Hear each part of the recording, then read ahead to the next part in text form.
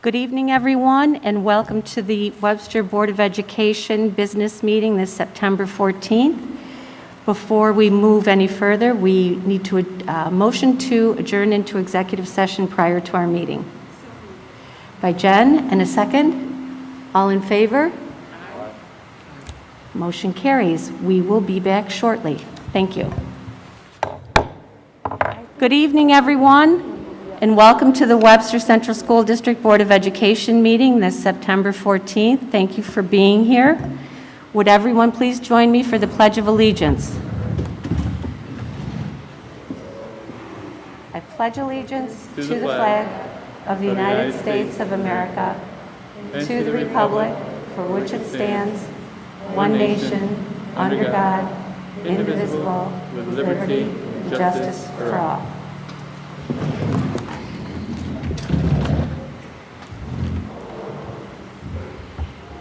Thank you, everyone, for joining us in a new setting. We may be fluid in our locations this year, but this evening we're happy to be at Willink Middle School. Thank you also to our security team and video production team for their flexibility in facilitating this move and all the equipment necessary to make it happen. Our first message is one of gratitude. We are in the second week of instruction, full-time, in-person, and with mitigation strategies in place. This has been able to occur because of the efforts of so many people from leadership and their ability to equip teachers, staff with the support they need to feel ready and engaged. We thank the bus drivers who make sure our students arrive each day, to food service who ensures meals are served, to healthcare professionals ensuring to the extent that we can that students are healthy and prepared to learn, and to the custodial and maintenance crews who keep our buildings clean, accessible, and welcoming. It is a collaborative effort and planning that started with Brian and the senior leadership's team's vision that all departments have a seat at the table. So thank you for this positive and encouraging beginning. May I have a motion before we go further to move out of executive session? Mike, second by Maria. All in favor? Aye. Thank you. Motion carries. Moving on to our liaison reports. Is anybody here from the Webster Teachers Association? There are students, I think. I know we have student liaisons? Yep, Sorry.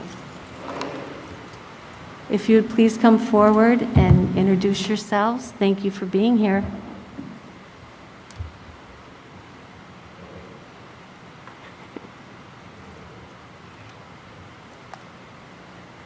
Welcome. Thank you. Have a seat.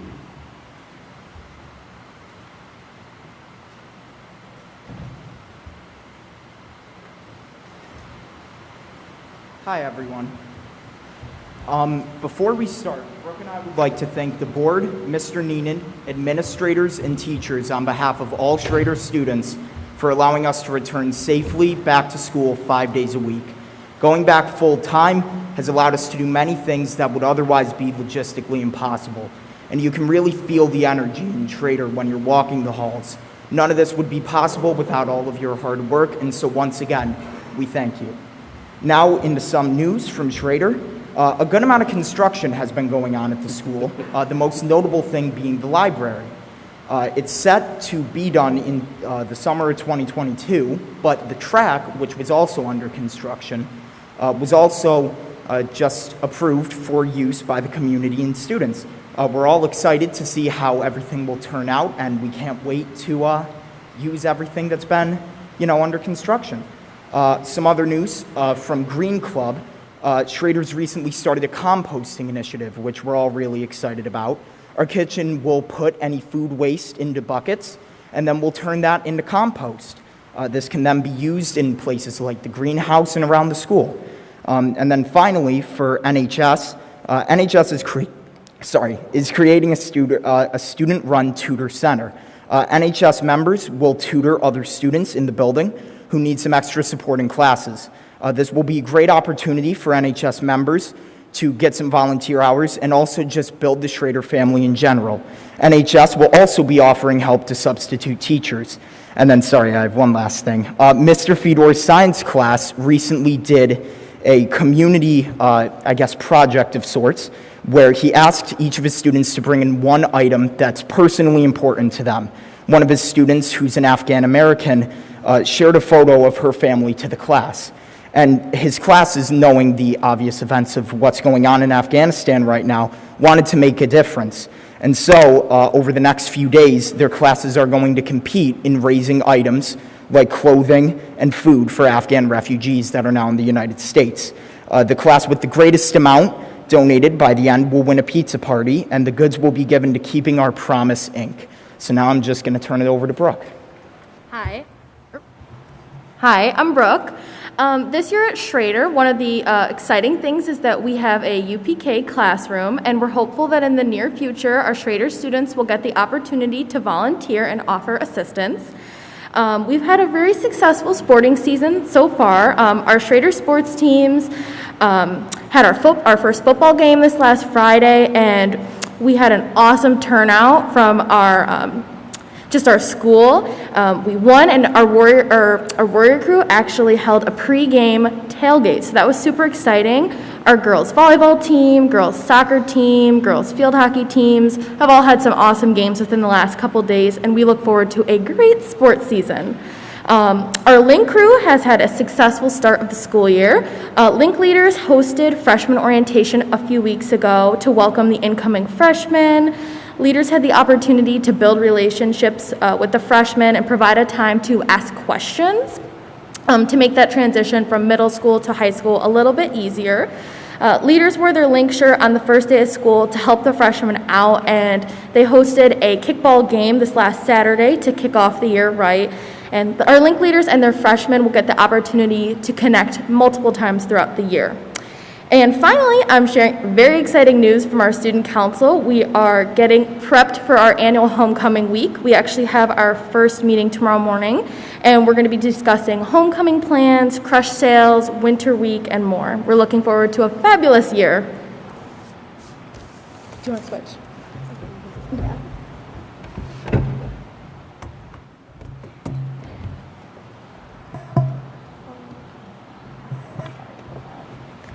Hi, my name is Charisma Ferris. I am a student liaison from Webster Thomas. Good evening, everyone. It's nice to meet you all in person. Last year I was new and we did it over video. This is my second year at Webster Thomas, and I'm so excited to be sharing with you guys today. Events right before school started were an absolute success. The annual locker night had a great attendance by an amazing student body. And this is our very first time many of our students were able to use our new and improved parking lot. The first few days of school were very exciting as well. We welcomed back our students with open arms as they reacclimate to full-time school after the summer break, along with after 2 years of pandemic and COVID-related spacing. Our annual freshman kickball game is on September 23rd. This is an amazing opportunity for freshmen to hang out with their friends and to have fun, along with me other new students, and just have a great time. Our faculty and staff have been doing a wonderful job of keeping everyone safe by making sure that students wear masks correctly, working to make Thomas a healthier environment. As school starts, so do sports. All of our student athletes are so happy to be able to get back to playing sports that we love. Boys soccer defeated Victor with an outstanding 2-0. Girls soccer won against Irondequoit 2-1. Girls golf won against Spencerport. In football, the Thomas Titans won against Gage Chili. And boys volleyball won against Gage Chili as well. We are so proud of our athletes this year. Thank you so much for listening this evening. I am so excited to present to you all throughout the year, and I hope you all have a great day. Thank you each so much for being here, for taking time out of your evening and busy schedules. We appreciate it. We look forward to seeing you at our next meetings and throughout the year. Yeah, thank you guys very, very much. It's great to hear student voices. We love it. So thanks so much for being here. Thank you all. Thank you.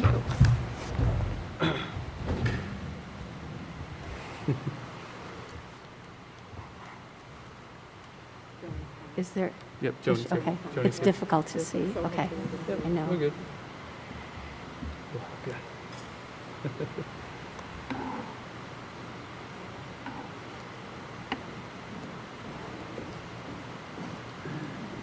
Hi, welcome. Yes. Yeah, you'll have to grab one of the microphones there. Ooh, I can pick that up. All right, you guys. Hey. It's great to Welcome be back. back in person. Can you hear? Yep. Am I good? All right. It's fabulous to be able to continue our in-person meetings, and happy 21-22 school year. Our WTA, it continues to move forward despite all the limitations and the uncertainty that the pandemic brings to our lives. Whether pre-K or calculus, we are always trying to meet our Webster students where they are at, whether it's a pandemic or it's not, and show them a path that some might not have even known existed when they started school. We're in this together. Our students know it, we know it, and we've gotten this far. Our WTA members will continue to see the faces of our students, and our students see ours as we focus on helping them grow socially, academically, and emotionally. And although we might stumble at times, we will all continue to move forward and learn. WTA is fiercely committed. Our summer work, wow. Members from Plank North, Clem North, and Willing all joined students from all 11 schools. They teamed up to take fun, hands-on STEM challenges that was held at Spry, from taking part their own microphones to exploring solar-powered crickets and creating duck launching devices. Each activity was designed to give the young innovators an unforgettable summer experience. On the elementary end, we had approximately 55 students attend our ENL, our English language learners. Teachers played a key role, while some of them helped facilitate. Others picked students that would be able to help participate and help these 55 students over the course of a week at Willing. They planned crafts, activities, social games, field trips. Students felt comfortable, they made friends, and they worked on their social language in person. Took field trips to local parks, the library, Hagedorn's, Rock Ventures. Students had a wonderful time, and we hope to expand the program and keep it going in the coming years. Summer learning recovery, overwhelming success. Over 40 WTA members participated in our district to keep our Webster students home this summer. Here in the district, here learning, here moving forward with their gaps.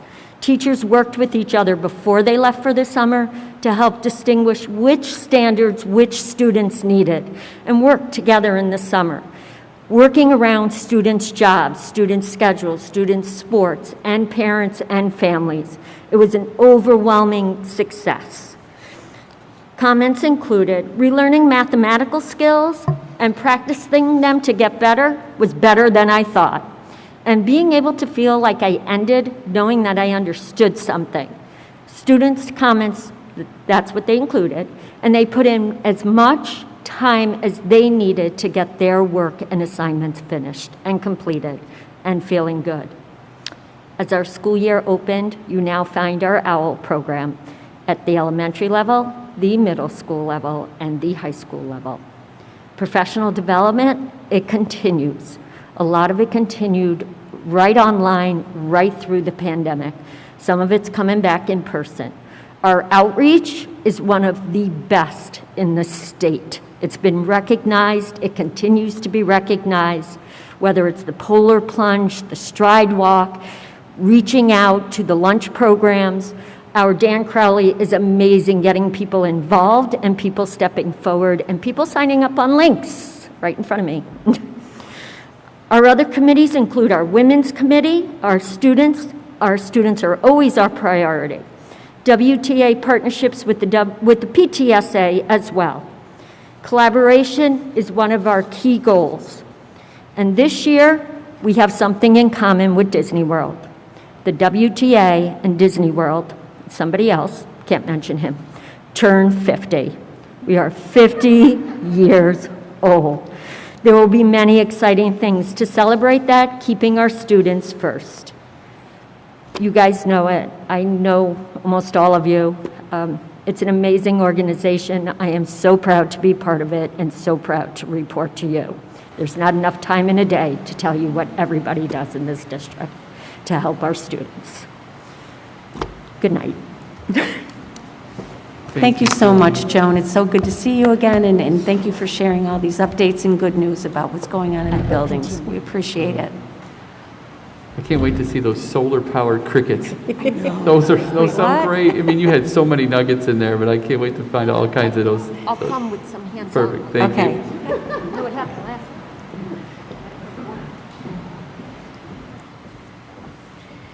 And now, this evening, we have some special guests, and we'll acknowledge some impressive achievements. We were not able to celebrate this particular event in person last year, so that makes it all the more special this evening. Would all the families and everyone involved in the WREA celebration this evening please come forward? Do they all come up? Okay, do they all come up? I think they're doing one school at a time, right? We're going to do one school at a time, yeah. Okay. Yeah, thanks. Okay. No, yeah, you guys think you can have a seat. We'll call you up, thanks. Good evening. My name is Craig Pratt. I'm just going to do a brief intro before we invite the students up by school. Read better with my glasses off. Thank you, Mr. Neenan and the Board of Education for recognizing the Association Citizenship winners. Also, special thanks to Cindy Cushman and Jen Callis for their help in this process. This is the 19th year of this Citizenship Award. Students are recognized for their service, scholarship, leadership, and sportsmanship. Students are selected by teachers in their building. WREA reps assist along the way and help out with the awards ceremony. These reps are Al Heary, Heidi Zastowny, Dina Dugan, Andy David, Dennis Kuhn, Kathy Foster, and Maureen Johnson. Usually we have a refreshment celebration, but as you know, this year is different and we won't do that.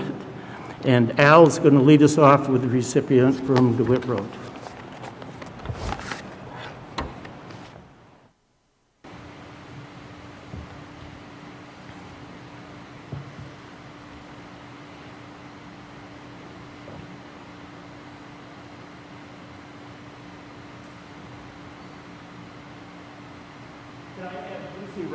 Come forward.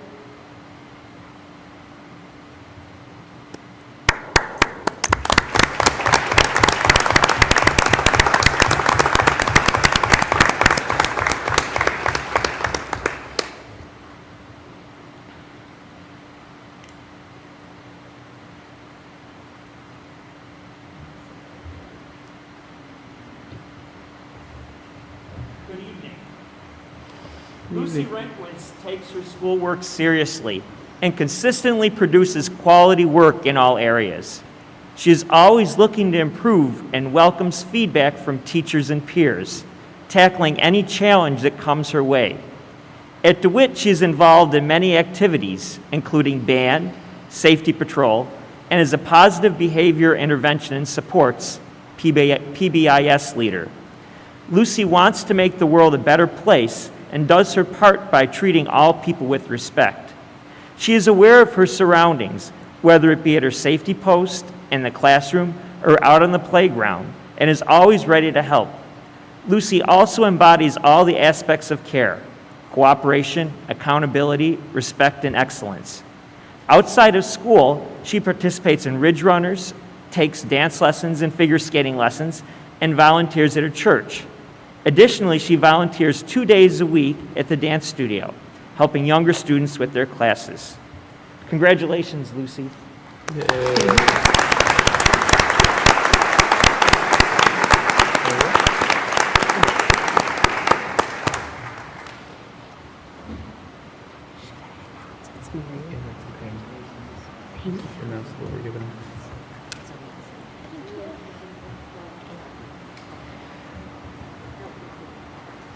Maria Regillo is the liaison to Mr. Heary, DeWitt you want Road to get into? School. Why don't you get in there, Mr. Heary? Let's have one of each of our retirees as part of that.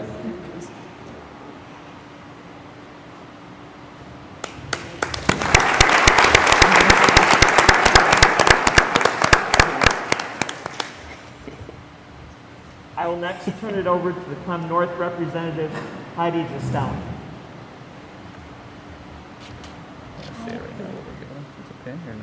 Sure, while she's coming up.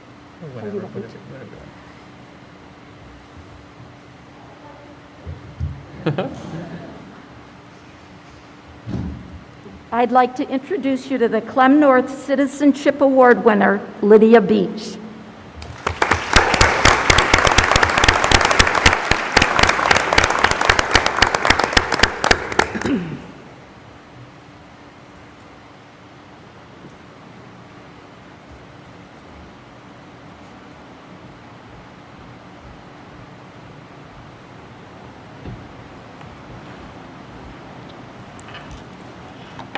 Lydia excels both in the classroom and in the Webster community.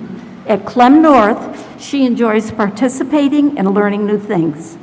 She thoroughly enjoys being a part of Webster's music program, where she plays the double bass, and she cannot wait to join the orchestra and jazz band in middle school, which I think she probably already did. When not in school, Lydia participates twice a week in the traditional Korean martial art of Kuk Sul Wan, in which she has medaled in regional competitions and will be testing for her black belt next summer. She often spends time studying the Korean and Spanish languages and participates in her local junior church and Sunday school. Lydia also loves to be active outdoors with activities such as biking, hiking, and swimming. She plans to be an ESL teacher and an author when she grows up. Congratulations, Lydia.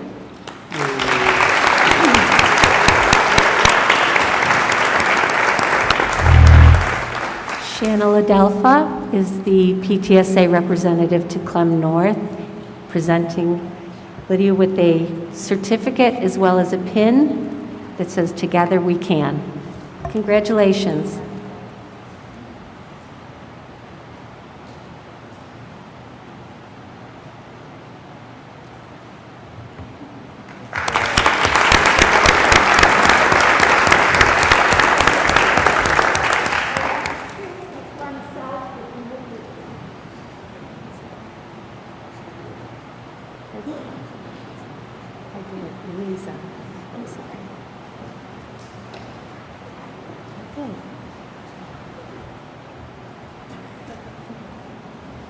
And I would like to call up Clem South Citizens Award winner, Evie Aiza. Evie?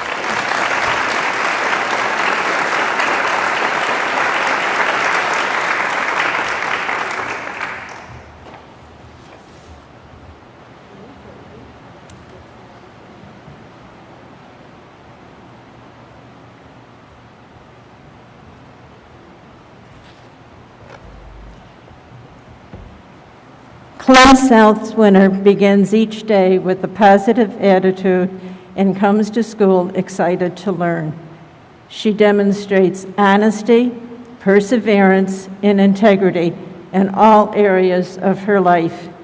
In the classroom, Evie is a model student who takes schoolwork and learning seriously and consistently produces an exceptional level of work.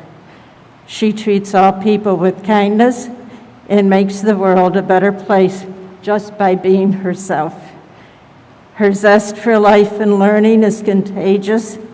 Evie has been involved in many activities at school, including chorus, orchestra, and fifth grade safety.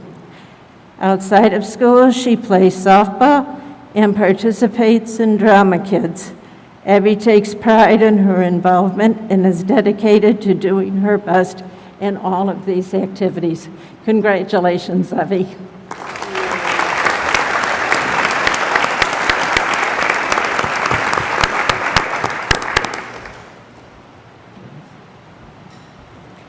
And Janice Richardson is the board liaison to Clem South.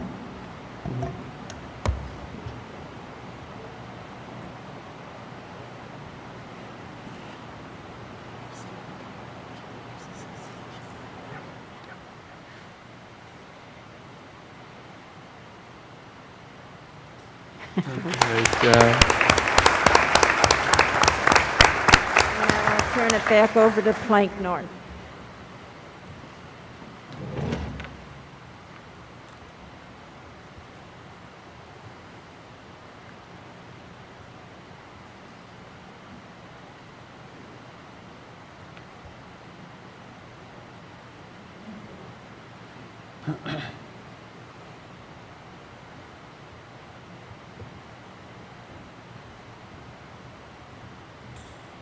Can I have Owen Marcel come up from Plank North?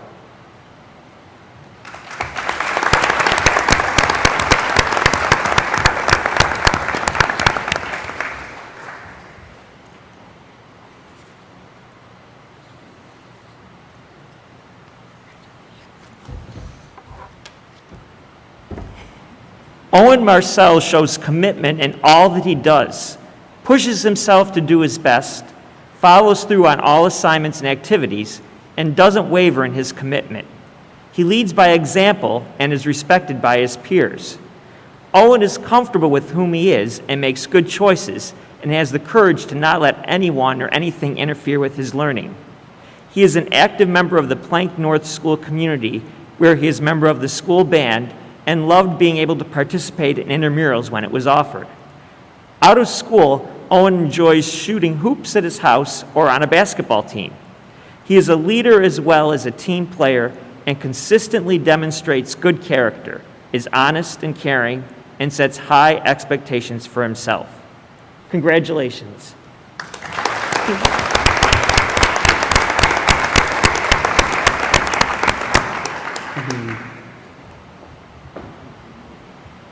And Mike Alt is the board liaison to Plank North School.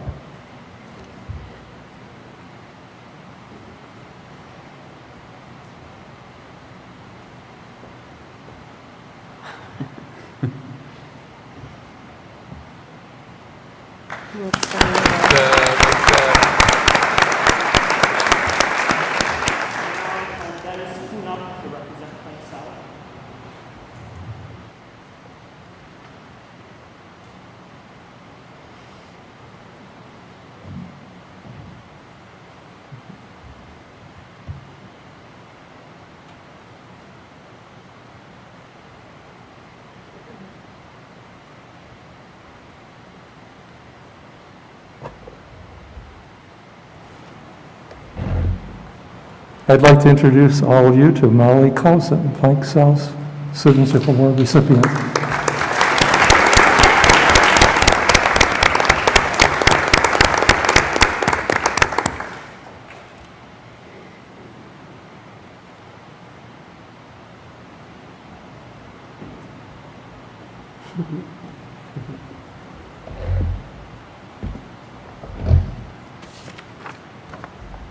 Molly Clausen, Plank South winner, is an admirable and caring student who loves to help others. Whether it's helping younger students or volunteering within the community, she assists without hesitation. She is not only compassionate, thoughtful, and respectful to adults and peers, but she is also the kind of person who brings positivity, kindness, and joy wherever she goes. Additionally, Molly embodies integrity, doing the right thing even when no one is watching. Teachers have said she is a great student and positive role model, is a friend to all, never shies away from helping other peers and teachers, demonstrates positive care behaviors day in and day out, and makes positive contributions to the classroom and school community. Congratulations, Molly.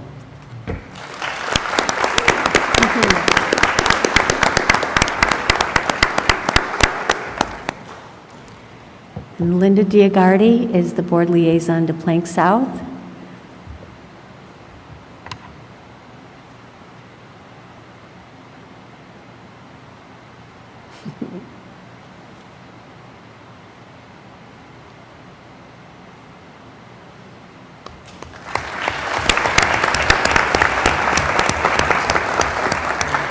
presenter will be Kathy Foster from Schlegel Road School.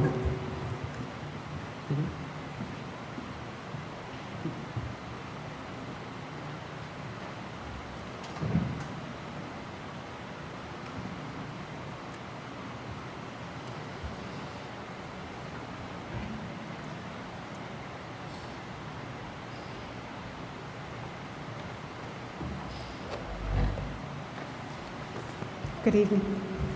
Good evening. I'd like to ask Leah Trombley, the representative for Schlegel Road, 5th grade, Citizen Award.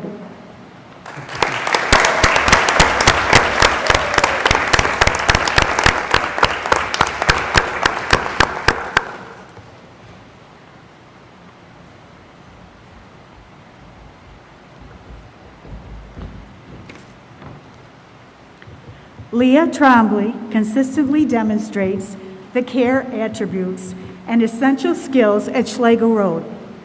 She is a self-motivated and dedicated learner, lends a hand, offers words of encouragement, and gives sincere compliments to those around her. On the playground, she leaves any activity she is participating in to go and be a friend to others. She is an engaged learner, critical thinker, and problem solver. She makes thoughtful and powerful connections that benefit class discussions and learning. She sets goals for herself and works diligently to meet and exceed her own expectations.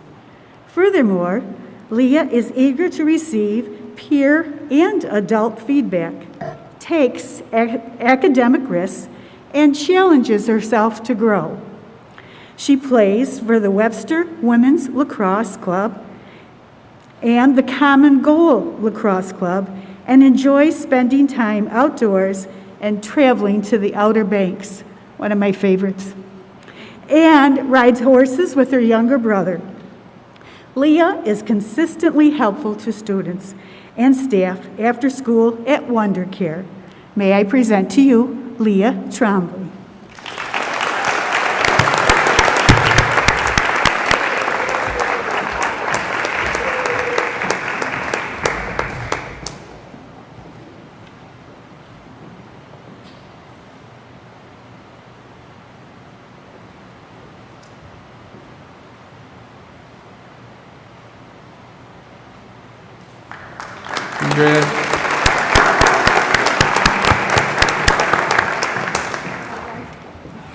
I'd like Maureen Johnson to come up next. She is a representative from State Road School.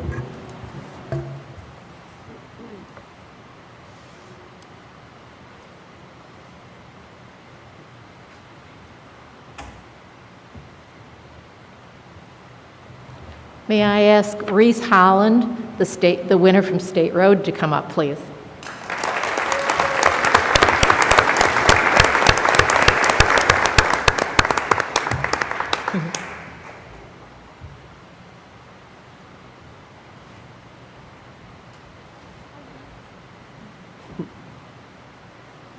Reese Holland, State Road's winner, exhibits true compassion and kindness towards others. When a classmate is confused or needs help, Reese steps up to assist. Additionally, she displays effective leadership skills. As the Battle of the Books captain, Reese encouraged her team, held a meeting with the librarian and team members, and ensured that all books were being read. Reese displays tenacity and takes pride in her work. Outside of the classroom, she is involved in chorus, plays the cello, and has participated in K-Kids, the Rotary Elementary School program.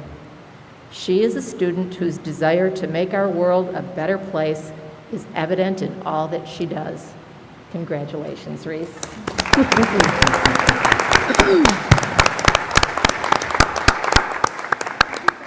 And Jennifer Birdsong-Ing is the board liaison to State Road School.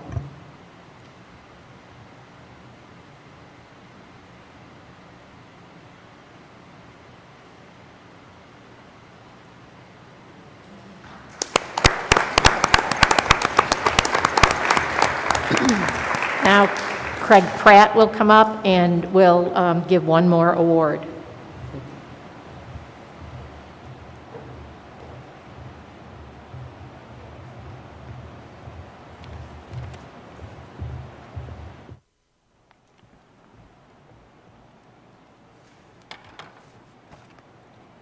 I'd like to invite Lillian Bradbury, the virtual winner, up, please.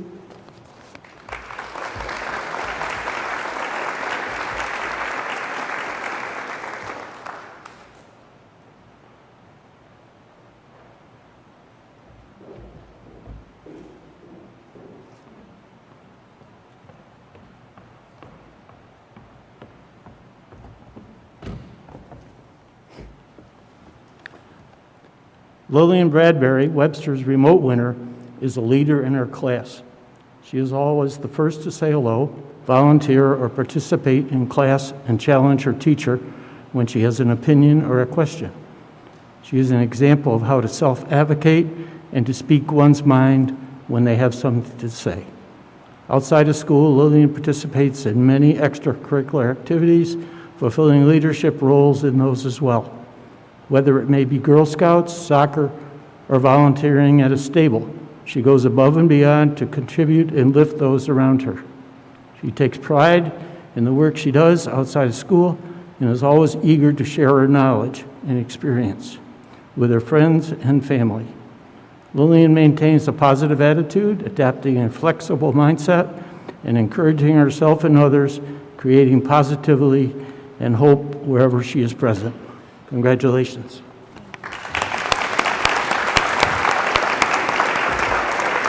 And Mr. Neiman will award Lillian her certificate and pin.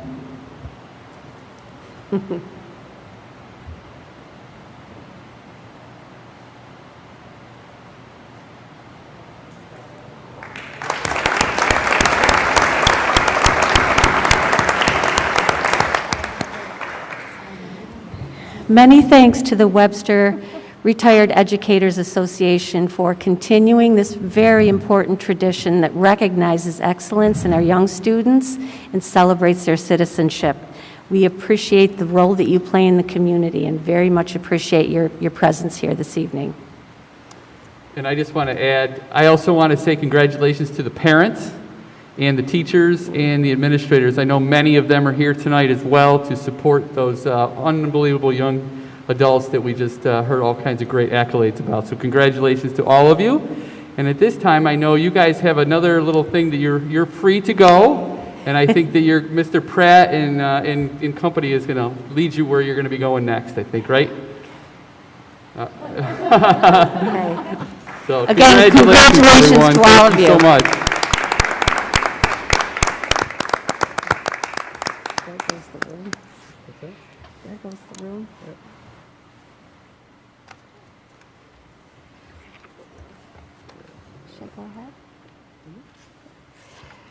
And next on our agenda is instructional reports.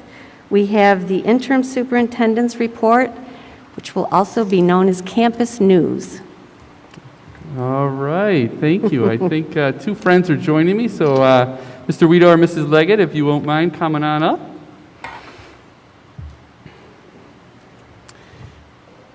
Again, congratulations to our WREA Citizenship Awards and that association. We really appreciate them, and 19 years, that's fantastic. So, all right, welcome back everyone to school. What a great few days and a great last week it has been.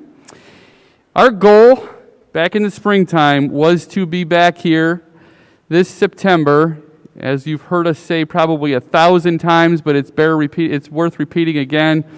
Full-time, 5 days a week with our students in person, and we've been able to do that. And our next goal is to stay in school. We want to stay in school this entire year. So we're going to continue to work with all of you and all of our staff to make that happen for our kids. Oh. No worries. Okay, and so I just want to say that I'm grateful for the preparation and planning by our team all summer long to ensure that safe return to school for our students, faculty, and staff. And also a special thank you to our opening committee. that has been it's been a huge success and a huge important part of us, our district, as we prepared for the full return. It included administrators, all bargaining units, presidents, our board officers, our central PTSA president, and our central PTSA vice president. So it was a collective group of people that had a lot of great perspectives on things to think about when we were opening. I'm pleased, as I already introduced Mr. Weedor and Mrs. Leggett, to start something new this year. And we're going to ask an elementary representative and a secondary representative to give us a little bit of campus news and some perspectives on what are some of the great things that are going. So again, it's my honor to introduce Francine Leggett, principal at Schlegel Road, and Glenn Weedor, principal at Thomas High School, to start and kick this off. I'll turn things over to Francine. Great. Thanks, Brian, and good evening, Board of Education. It's wonderful for us to be here. So we have a couple of slides that we're going to show. So the first one is a representation of all of the elementary administrators in our school district. And so these pictures were taken over the first few days. This summer, we engaged in trainings, book studies, research, dialogue about how we were going to start the school year. So it was a very energetic group. We tend to have quite a bit of fun together. As you can see, they're all very happy people because we really do enjoy welcoming our students and our community to school each year. So we put a lot of time in the summer to get ready for the year, and everyone felt really great about the start for the school year. So then our next picture that we have before you, not sure if I'm supposed to do it or, okay, there we go. So there, right there, is a picture of every person. A couple of people weren't there, but majority of the people that actually are housed at Schlegel Road Elementary School. And so we came together with all of our teaching staff. The custodians actually showed up, a couple of them. We had some paraprofessionals. And this is the end of our whole full day time together before students even started. So we started out the day with learning the mantra, "We are crew," which is in alignment with our MTSS work, and so both the social emotional as well as the academic components. So we went into an expeditionary slice. And I won't go too far into it because Glenn and I have like an understanding about how long I'll talk tonight. But the expeditionary slice, we squeezed it into one day where students actually would be doing something similar, like around this idea for maybe a week or a few weeks or longer. And so it really goes with expeditionary learning. So our 3rd, 4th, 5th grade teachers all engaged in that work, in that curriculum at Schlegel. So what we did was had our teachers, they had field journals that they were given that incorporated all of the work that we've been doing this summer, and were able to ask questions about it, pose wonders, and then they actually went into some research on their own. Eventually, we got to lunch, and at lunchtime, we had asked everyone to bring a favorite family food to share with each other, and again, just engaging in community building as a staff. And then the thing that we like to do a lot at Schlegel is hop on a bus. And they all, when I said bus, they're like, oh, here we go again. So thanks to the transportation department, they were able to, they were our Uber drivers, if you will. Mrs. Hessler, our assistant principal, and I were on different buses. And we did a tour of the Schlegel catchment area because as a crew, we are crew, we need to know who our students are and where they live. And so we wanted to take that opportunity to do that. And when we did it, we shared a little bit about each zones that we called them. You know, how many kindergarten students were in the zone, all the way up through 5th grade. There's all kinds of little bits and pieces that we shared as far as the history of the area. So it was a lot of fun. Teachers were really happy about the bus ride and just seeing where their students lived, and they actually had a list, so they were able to notice like where their specific families were. So when we got to the end of our journey, it was here at Jack's Place that we landed, and so we gave everyone an opportunity to take that field journal and do some reflection. And meanwhile, took a lot of pictures because they did an end product, because for an expeditionary slice, there's always a product that the students produce. So because of time, they all created the We Are Crew posters with a word, something that they came up with from the day's experience and what it was that they were going to be holding true for the school year and years to come. So Mrs. Hess and I felt really great about the work. We had Katie Carter, our Tosa that's joined us at Schlegel, that was a part of the work that we had in place.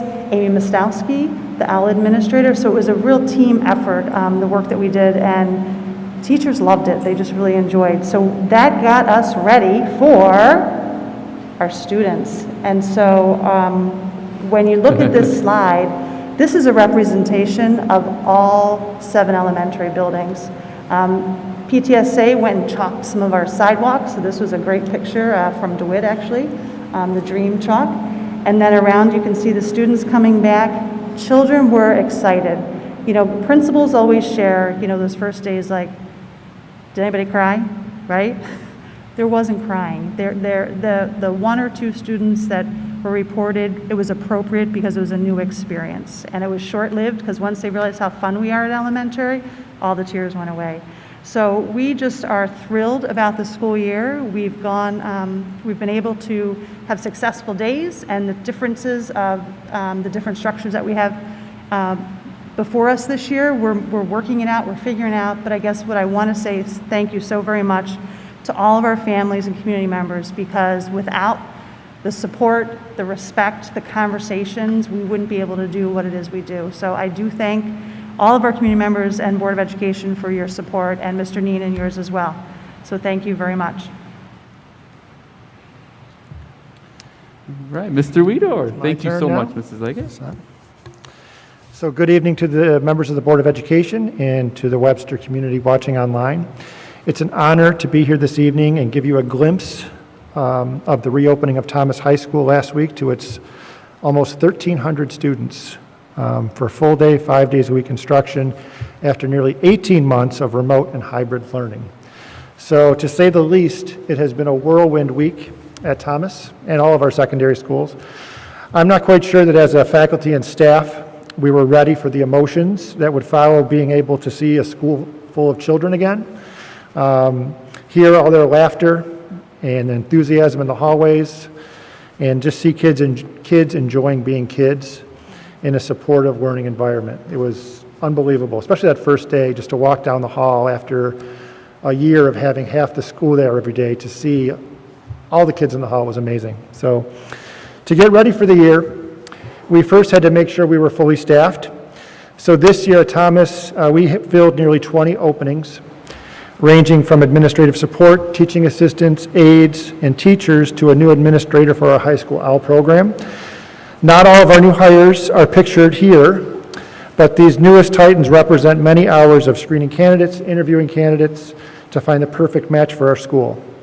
One of the most exciting aspects of the hiring season was the opportunity to hire 3 new social workers and 2 new psychologists for Thomas to help restructure our student support system. We were able to find some outstanding candidates, and we're very excited to implement this new structure for our students.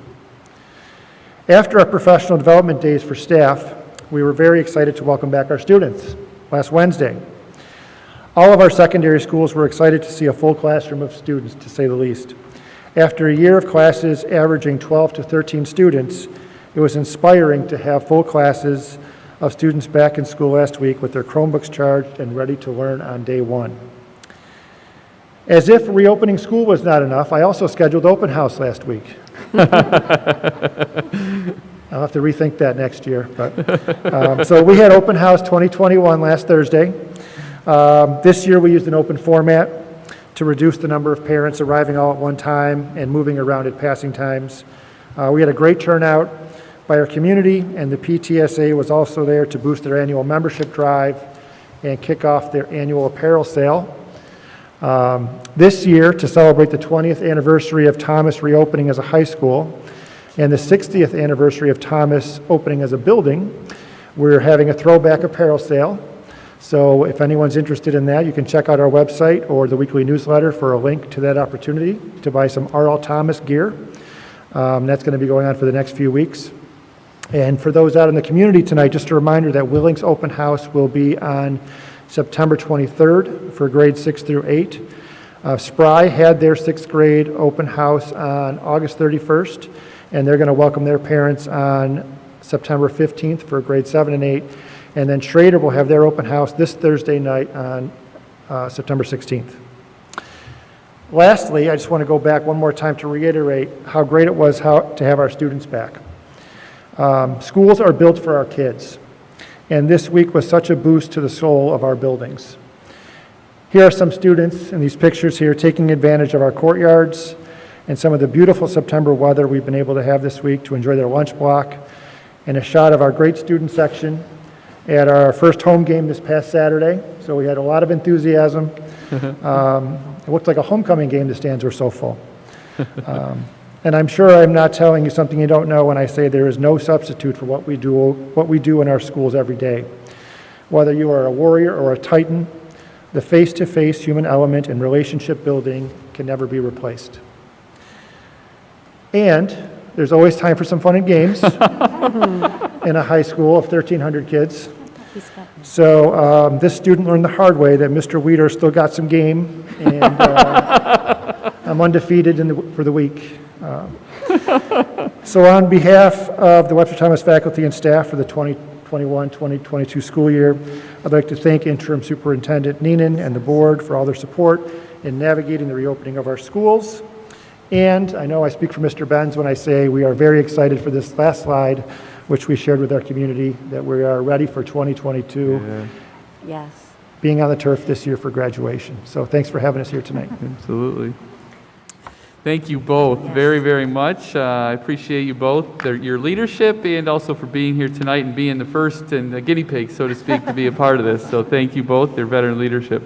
And just so everyone knows, we will continue to rotate that around so we can hear from different leaders at each level, the elementary and the secondary, at each board meeting. This will be something new, and I'm excited about it. So thank you both very much. Thank you. Thank you.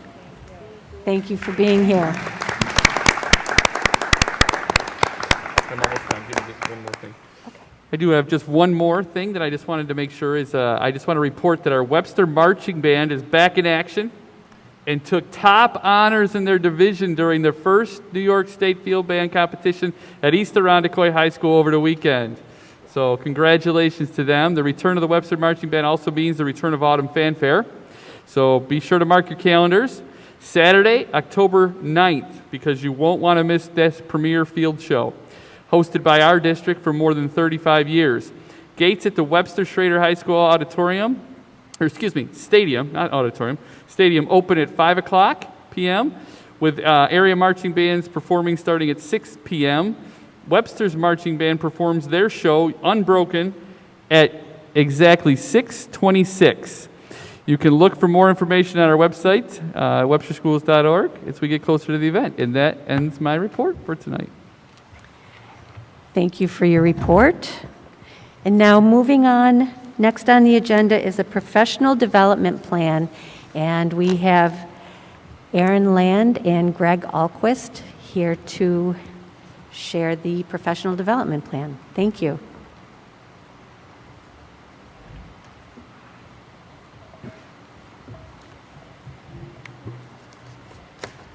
Good evening. Thank you so much for having us tonight.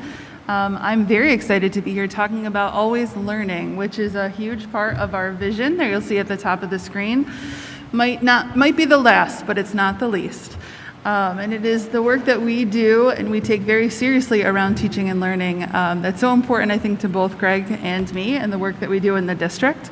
You'll see those indicators there at the bottom of the screen that tell everybody how we get to that always learning part. So I'll tell you that just today, if you look as my day is sort of a representative of the work that we do, I think we talked about all of those things over the course of my day in the meetings that I was in, and I'm pretty sure that Greg would say the same. We're always trying to make sure that the work that we're doing is purposeful, and today we did a lot of work around standards-based, just as an example of some of the work that we do.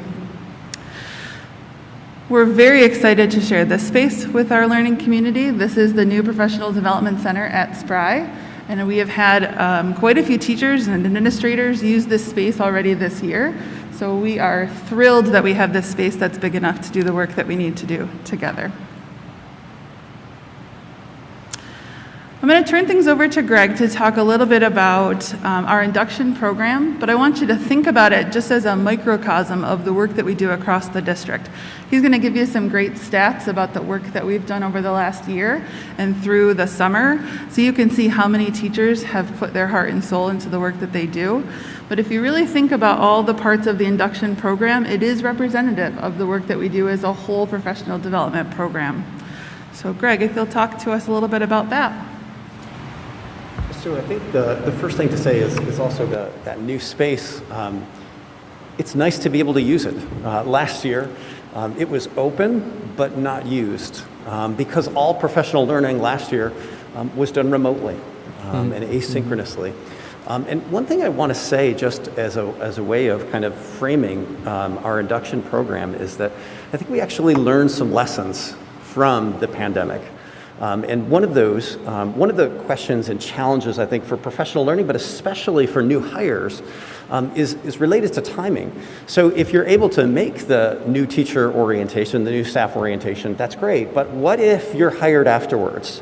And what kind of support can we offer in that situation? And so the asynchronous virtual learning model pushed us last year, I think actually in some good ways. And so the way I want to talk about the induction program and just frame it largely is in two ways. One is asynchronous and virtual learning. And then secondly, that's been complemented by the in-person learning. There is no replacement for in-person, face-to-face relational learning.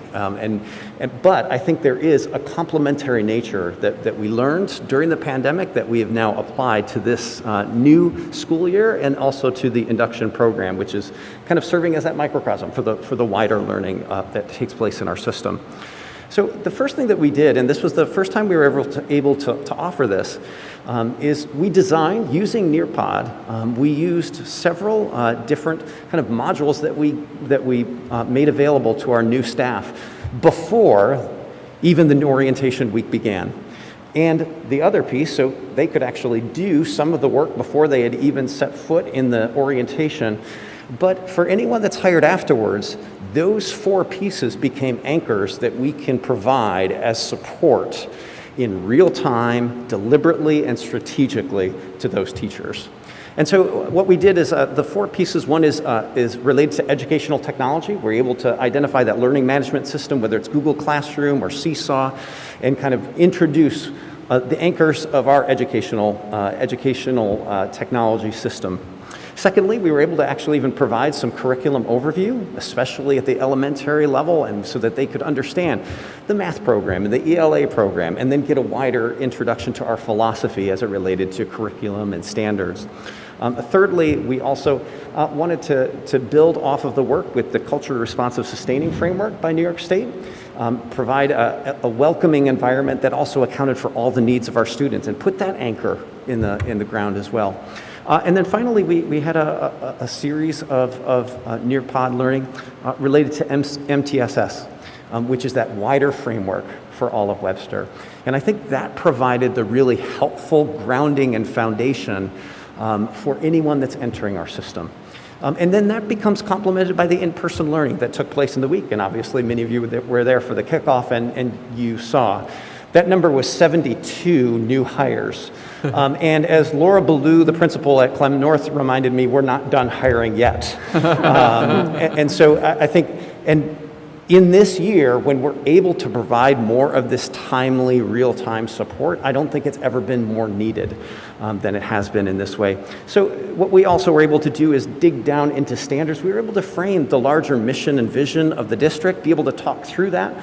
I actually pulled out some statistics on the New York State report card, and we looked at Webster, and we looked at demographics, and gave them a real introduction to who we are and who our students are.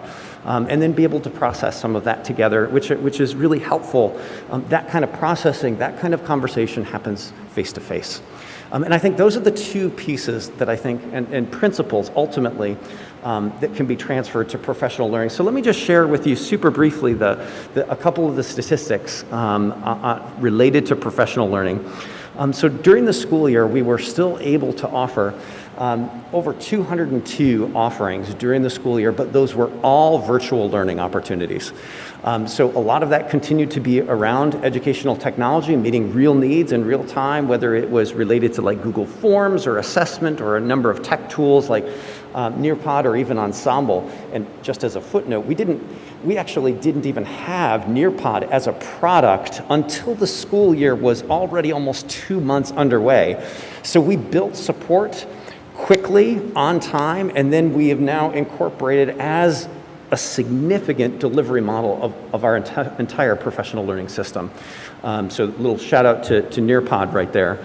And then I think it's also worth noting, if you see also the numbers for the summer, this past summer, we continue to offer a wide variety of offerings, but most of these offerings were related to curriculum development, which was kind of put on hold last summer, as you might remember, when we were trying to meet the real needs that kind of came with moving to an electronic delivery and virtual system and a hybrid system. And now professional development, actually happy to report, is going to be a lot of blended learning. There continues to be virtual offerings, but we're super excited to be able to offer it in face-to-face and have those conversations and push each other in ways that can only happen when you can read body language, when you can actually understand and ask questions and then read the room. So I think it's the opportunity to learn from last year, but also to build on what we've always done well that will, I think, ultimately move us forward. I want to go back and just point out that last year, those 202 offerings that we had during a year when we were just struggling to continue educating our kids. And I think that's a real testament to the staff we have in Webster and their dedication to keep learning, no matter what. And then I will throw in that we were having a pandemic, and so our students' needs were changing. So not only were our teachers responding to the teaching, they were also responding to their kids and what the kids needed. So the 2,074 participants of that professional learning, those are just the ones we recorded. I can tell you lots more happened outside of those numbers, but that's a pretty amazing stat for a pandemic year. So kudos to our staff for that work. And the last thing I'll say is that just like any real learning situation, all of this isn't possible without a team.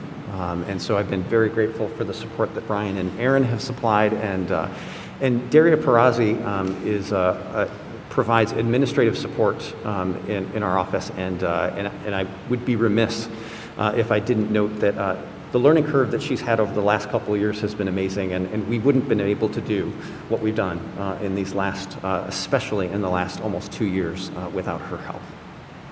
I'll say the same to Greg. For those of you that don't know, Greg is a part-time teacher on special assignment, but he's also a teacher at Thomas High School. So if you want somebody boots on the ground who knows what's happening in our classroom, Greg is an asset to our team. So thank you, Greg, for the work that you do. We will take questions if anybody has any questions. Should we start over here? Do you have any questions, anything you'd like to add? On the different, so you have the 202 different learning opportunities. Can you give me some examples of what kind of classes and professional development they can take? Sure. So one series that we offered was kind of a tech tool series. And a couple of our staff members kind of got together, identified some specific needs during the school year that they felt like there was some base of understanding. So they provided a series related to like Ensemble and using Ensemble as a video recording tool that can be used in the classroom. Using Nearpod because it had only been kind of at a high level kind of introduction. And actually Nearpod is a good example on a couple of fronts.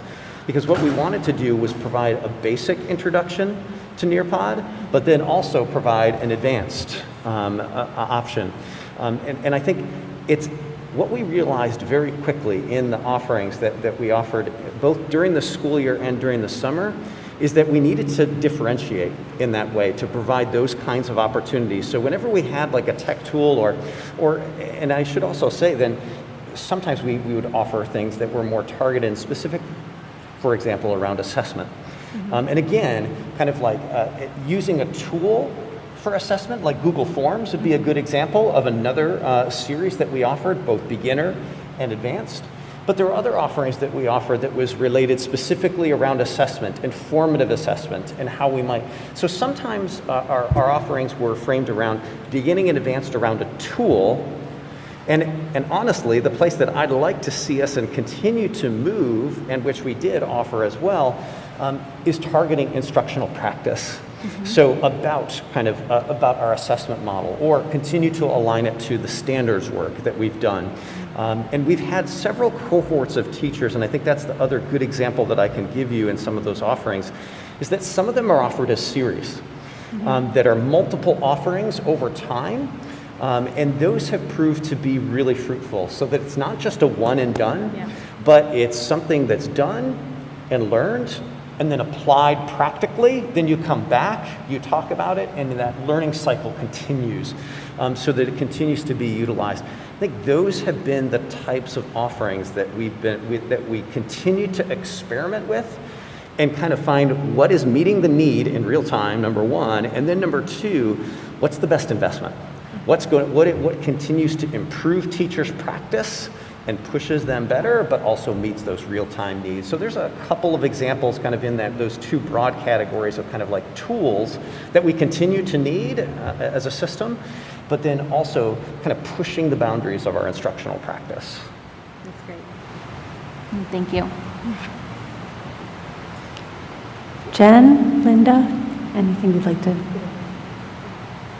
I really don't have a question. I just want to say thank you. In a world, the last 2 years have been crazy, and this has really tested the way that your job is performed, and to have so many offerings for our teachers is incredible. So thank you for the hard work and dedication. Really appreciate it. Thank you. And head over to Mike. Maria, anything you'd like to add? So first, thank you for all the work you do. You know, it is impressive. We brought in 72 new staff, which presented a number of challenges, I'm sure. But I'm hoping we learned some best practices from those folks too on how to onboard and do development. Were there any things you gleaned from that group? I'm not sure I heard the question. Yeah. Mike, would you scoot your mic up a little? You didn't hear? We didn't hear you. Yeah. Say it one more time. Your mic over there. They're behind us. That's a first. How is that? Is that better? Yeah. So onboarding 72 people, new people, was really a challenge, I'm sure. Fortunately, we had the ability to do it in person. But also many of these people had experience being on board in other districts, other schools. So were there some things we learned from them that we were able to build into our program going forward? It's a great question. So there are, I can cite 3 different networks that I'm personally a part of. One is there's a Greater Rochester Teacher Center network. And I attend those meetings formally. I have one coming up in a week and a half, and I have to miss class, and I'm not happy about it. But that is exactly the kind of situation that you're talking about. It is teachers and then also some administrators, right? So we have a unique situation, not entirely unique, but the fact that I'm a classroom teacher and involved in professional learning, there are other districts that have administrators whose their sole responsibility is professional learning. But those become opportunities for us to share what is working, what's frustrating, and how are we meeting those needs, exactly to the point that you're making. So those conversations are extremely helpful. And just as a footnote to that, it was when I shared about that Nearpod learning in that setting, and then also here's a second answer to your question. We're also part of a larger state network of New York State Teacher Center networks. And so we had a virtual meeting in, I believe it was about March. And one session was particularly helpful because they put school districts from across of New York grouped by school district size. And that was particularly helpful to hear about what other school districts of similar size were doing in other regions. So I could hear and learn about somebody that was happening down on Long Island, as well as, and not as many up in the North Country, but from across the state. That also proved to be really helpful. And when I shared a little bit about that Nearpod platform and the way that we were utilizing it, I had about 5 different directors that were immediately emailing and just saying, "Can you tell me more about that? What do you have in that kind of model?" So there's a local level, there's a state network of Teacher Center, and then there's also kind of an informal collaborative of a number of us that have these 2 roles of kind of the induction support for new staff, as well as professional learning. And that's another group that I kind of informally attend as well. Usually they meet about once every couple of months, but that becomes another medium by which we can kind of strategically exchange ideas. Great, thank you. And Greg also designed a great feedback form. So those 72 people were able to tell us what really worked for them through that week of induction. So that's another thing that's going to inform our practice. Good.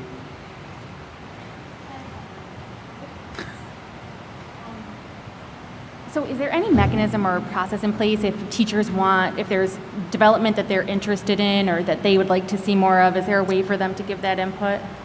Yeah, so there's two main ways. One is, and I probably should have qualified this right up front, I would say that at least 90 to 95% of our offerings are presented by our teachers. And so we've built a process where we have a form where any teacher or staff member in our district, administrators included, can propose a professional learning, and that has been wildly successful. So really, what it boils down to is when there are needs, and somebody brings those needs, we can usually identify somebody that's either super close to them or somebody else in the district that has expertise, or we do bring other people from the outside. So, for example, when there is an expert that's kind of coming in a conference-like setting, we absolutely make some of those local opportunities available. And then I will also say that if there's a teacher or a staff member that identifies something that could be helpful, as part of our WTA contract, we provide $400 for every staff member until those funds are exhausted to be able to go to a professional, to engage in a professional learning experience. So if there is a need, there's a good chance that we can meet it internally, B, that perhaps there's a wider network that we can draw on, and then C, they can also engage. And all of the conferences last year were done virtually. And it was one of the kind of ground rules that we put during the pandemic. But that really allowed us to widen the scope of offering of teachers that were able to take advantage of some of those virtual. And now what's happened, right, you understand this as much as anybody, now professional learning delivery is almost entirely, even if it is done in person, it's recorded and can be done on demand. And that has opened another avenue of learning for all of the teachers that come with those kinds of needs. Even if they can't make the live in-person conference, there's a good chance that some of it was recorded and is available on demand, and that is increasingly the ways that we're kind of funding it through our office as well. Sounds like you're doing all the right things, Greg, so thank you guys. Thanks. Thank you. Maria, Janice, anything? Okay. I just want to thank you both, and I think it's with all the challenges that COVID and the pandemic has presented to us, that you've taken technology and learned all these incredible professional development tools and brought them back to just broaden our students' experiences. So thank you so much for this work. Appreciate it. Thank you. Great job. Great job. It does need approval. Yes.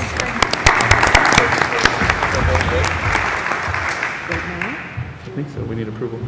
Oh, I'm sorry. I thought you had to sign something. No. Yeah. This plan also requires a signature, which is why I was a little confused there. Apologize. Can we have a motion, please, to approve the professional development plan as presented? By Linda, second. Jen, all in favor? Aye. Thank you. Motion carries. Moving now to board business. We have Mr. Freeman, Brian Freeman, will talk about the tax certiorari updates. Sure, thank you. So first up is for information only. We are almost halfway through September here, and so I just always want to give you an update of where we are with the tax certiorari proceedings and the small claims adjustments. What you have before you is a summation of where we're at right now. You can see I've broken it down between what challenges have come from Penfield versus what challenges are coming from Webster. Many of these are multiple years. They go back. Some of them stretch as far back as 7 years ongoing, to some of them are brand new this year.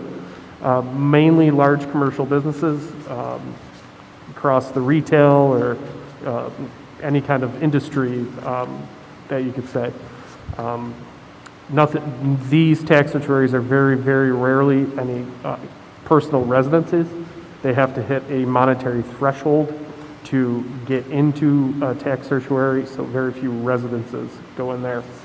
The residences go into what are called a small claims assessment review. And just to point out this year that's different is normally we average between 150 and 200 of these challenges a year. We only received 40 for review this year, so significantly lower than in years past, which is a positive thing because it's quite often ties up myself and one other person in the office doing refund calculations for a solid 3-week process. So with that, it's just for your information to see where we are as a district when it comes to these. You can see there's other districts that also have challenges. We're up there as far as comparison-wise with other districts that have commercial tax base, such as like a Rush Henrietta or a Greece that has commercial tax base gets many of these types of challenges. Questions on anything?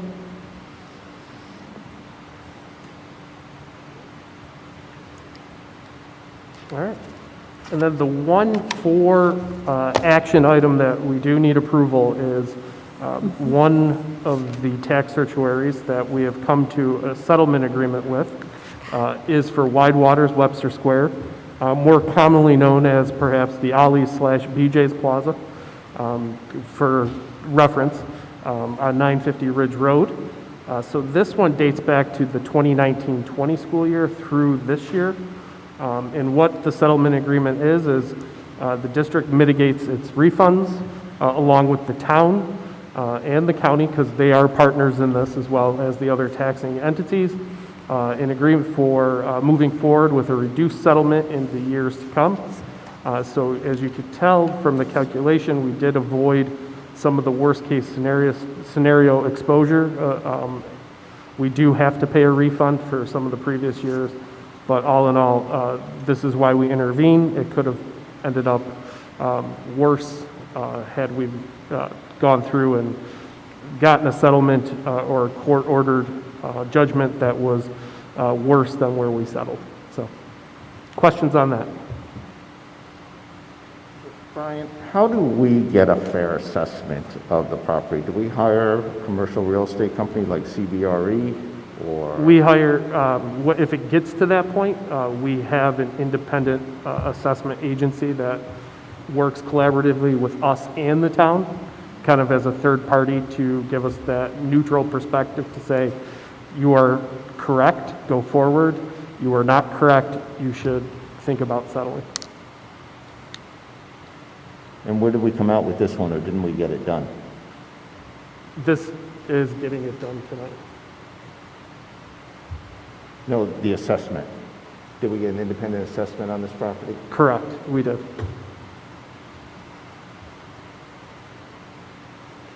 Any other questions? So we have a resolution before us.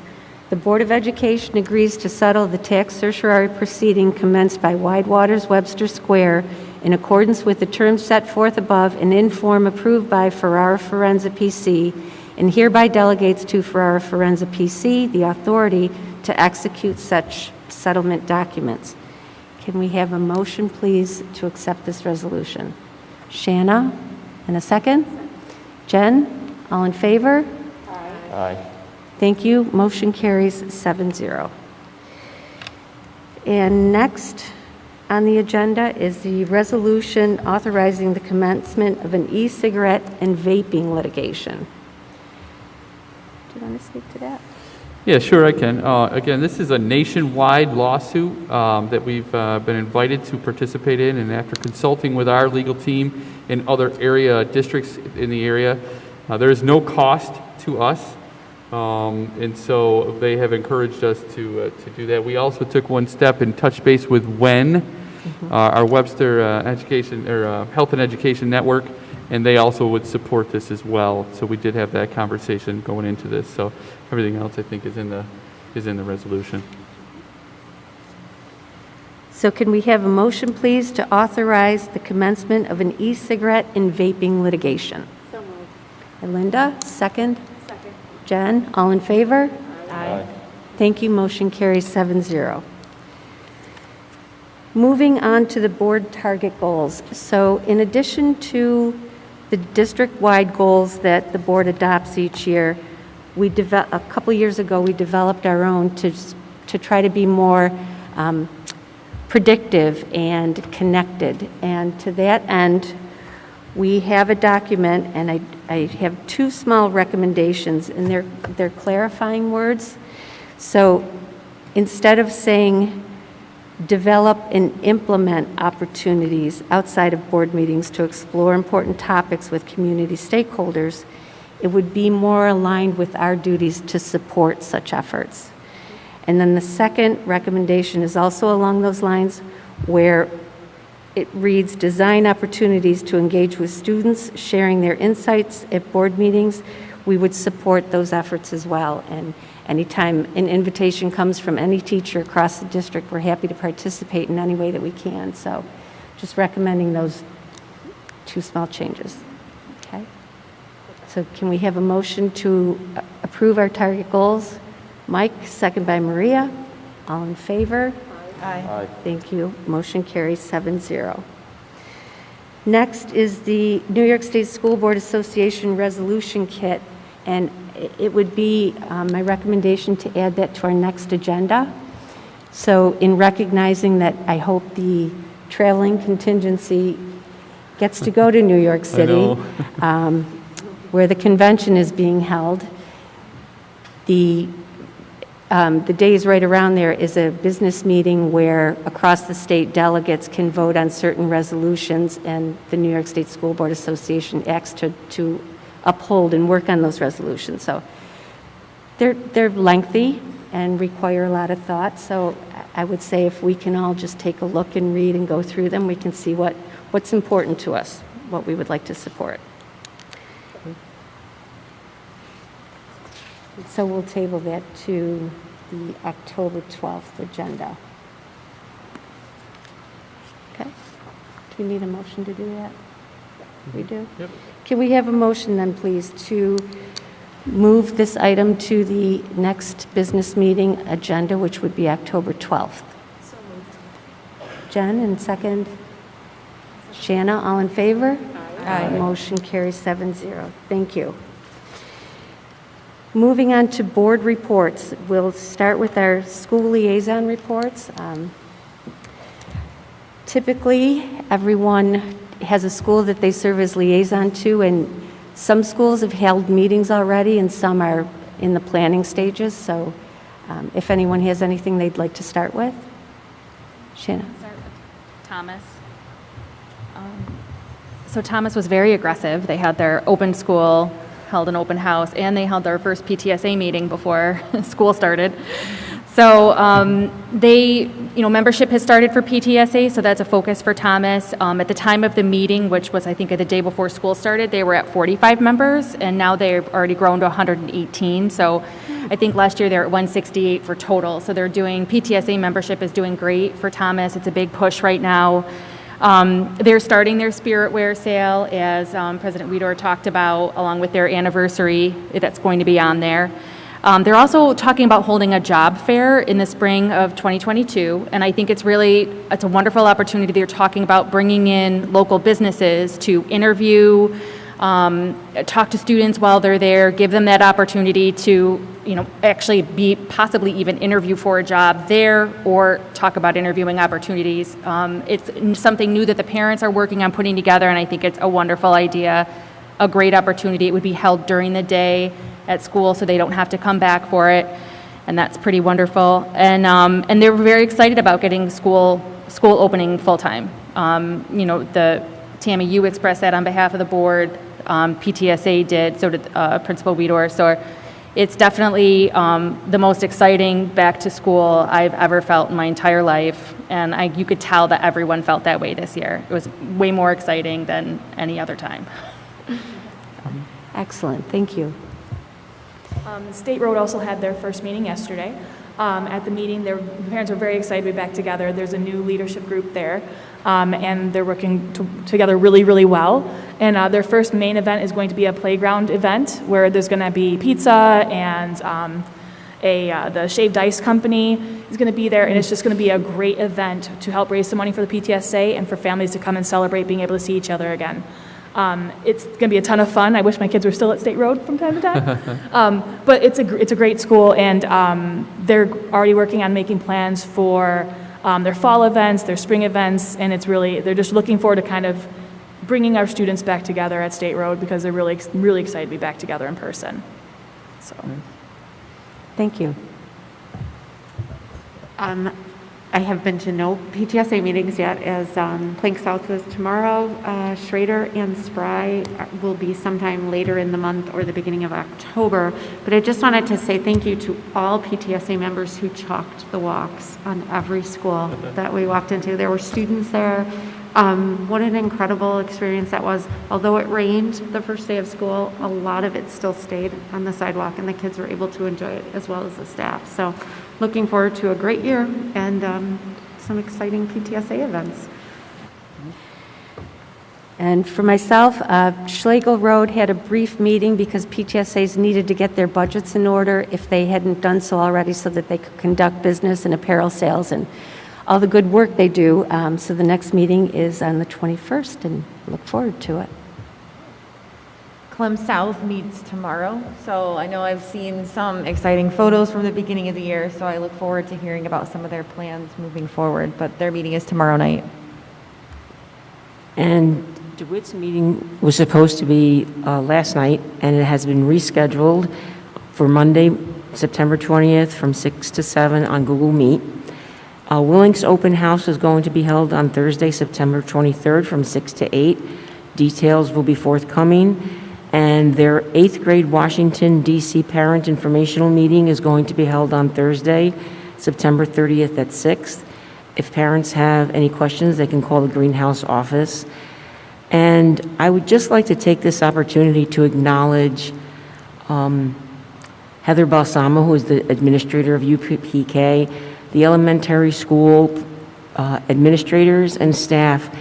I had the opportunity to take my grandson twice this week to be dropped off for UPK, and I witnessed the teamwork, the coordination, the patience, the extreme careful attention of the staff to student safety. It really was inspiring and seamless, and such a positive experience to see people working together so well for such a great cause. It's amazing, and I just think that they need to be acknowledged. Thank you. Thank you. And then last, Plank Road North, the first meeting is actually next Monday, the 20th, but it was a pleasure being able to give the award for citizenship to Owen. So look forward to getting back and seeing everybody again. Yes, thank you. And most PTSA meetings will be Google Meets again this year, so hopefully that makes it easy for parents to engage and not leave the comfort of your home. Moving on to Monroe County School Board Association Steering Committee, most of the work is ongoing as committees take up action for this year, and almost all meetings have been about conducting positive meetings and about reopening plans and keeping students safe and staying open. So moving on from there, the Legislative Committee, John or Shanna? Yep, so we had our first legislative committee meeting last Wednesday, and just for the benefit of the audience, legislative allows Monroe County school boards to come together, and where they can find consensus on issues, they work together to talk to legislators and to advocate and to lobby for those things that benefit our communities. So it's a wonderful opportunity for us to work together where we do have consensus on issues, and so that meets once a month. And so one of the items that they talked about that's on the table, Senator Gillibrand's bill called Universal School Meals Act, which would provide breakfast, lunch, dinner, and a snack to all school-age children regardless of income, is something that they're watching.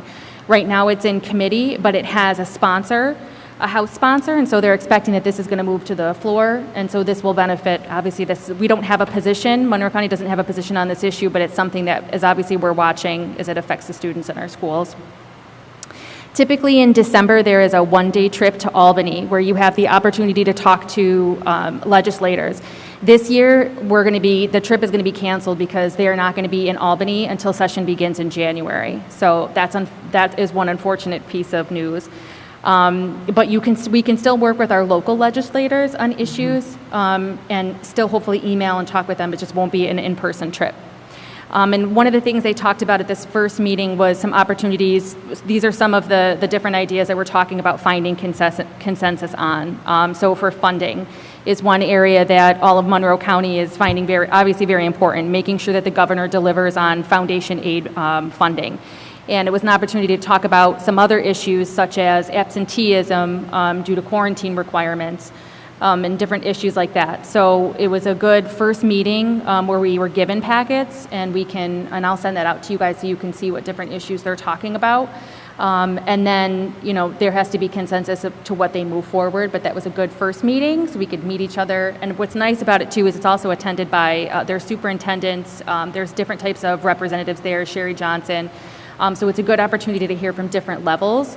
As they give input onto what their schools are finding important and what they want to work together with us for. So, yeah, one of the other big issues they were discussing was trying to think outside of the box when it comes to transportation and finding bus drivers and maintaining bus drivers.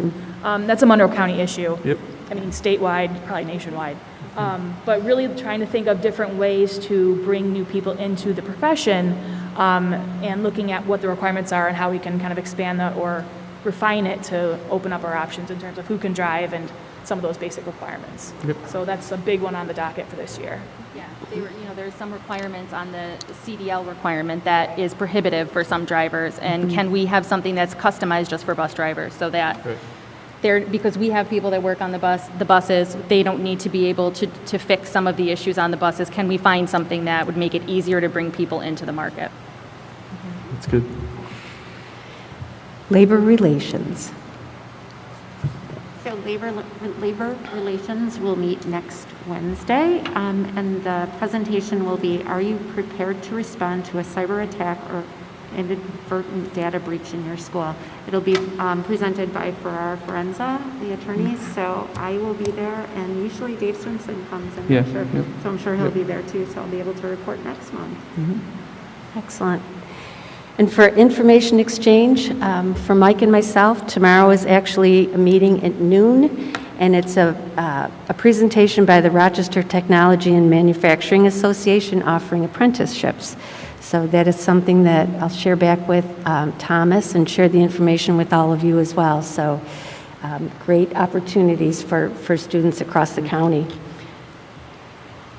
And the executive committee has not met yet, but as I say, all the concern is for months on end has just been the safety and learning of the county students, and tremendous group of people who never lose sight of that. Our standing district committees, the audit committee.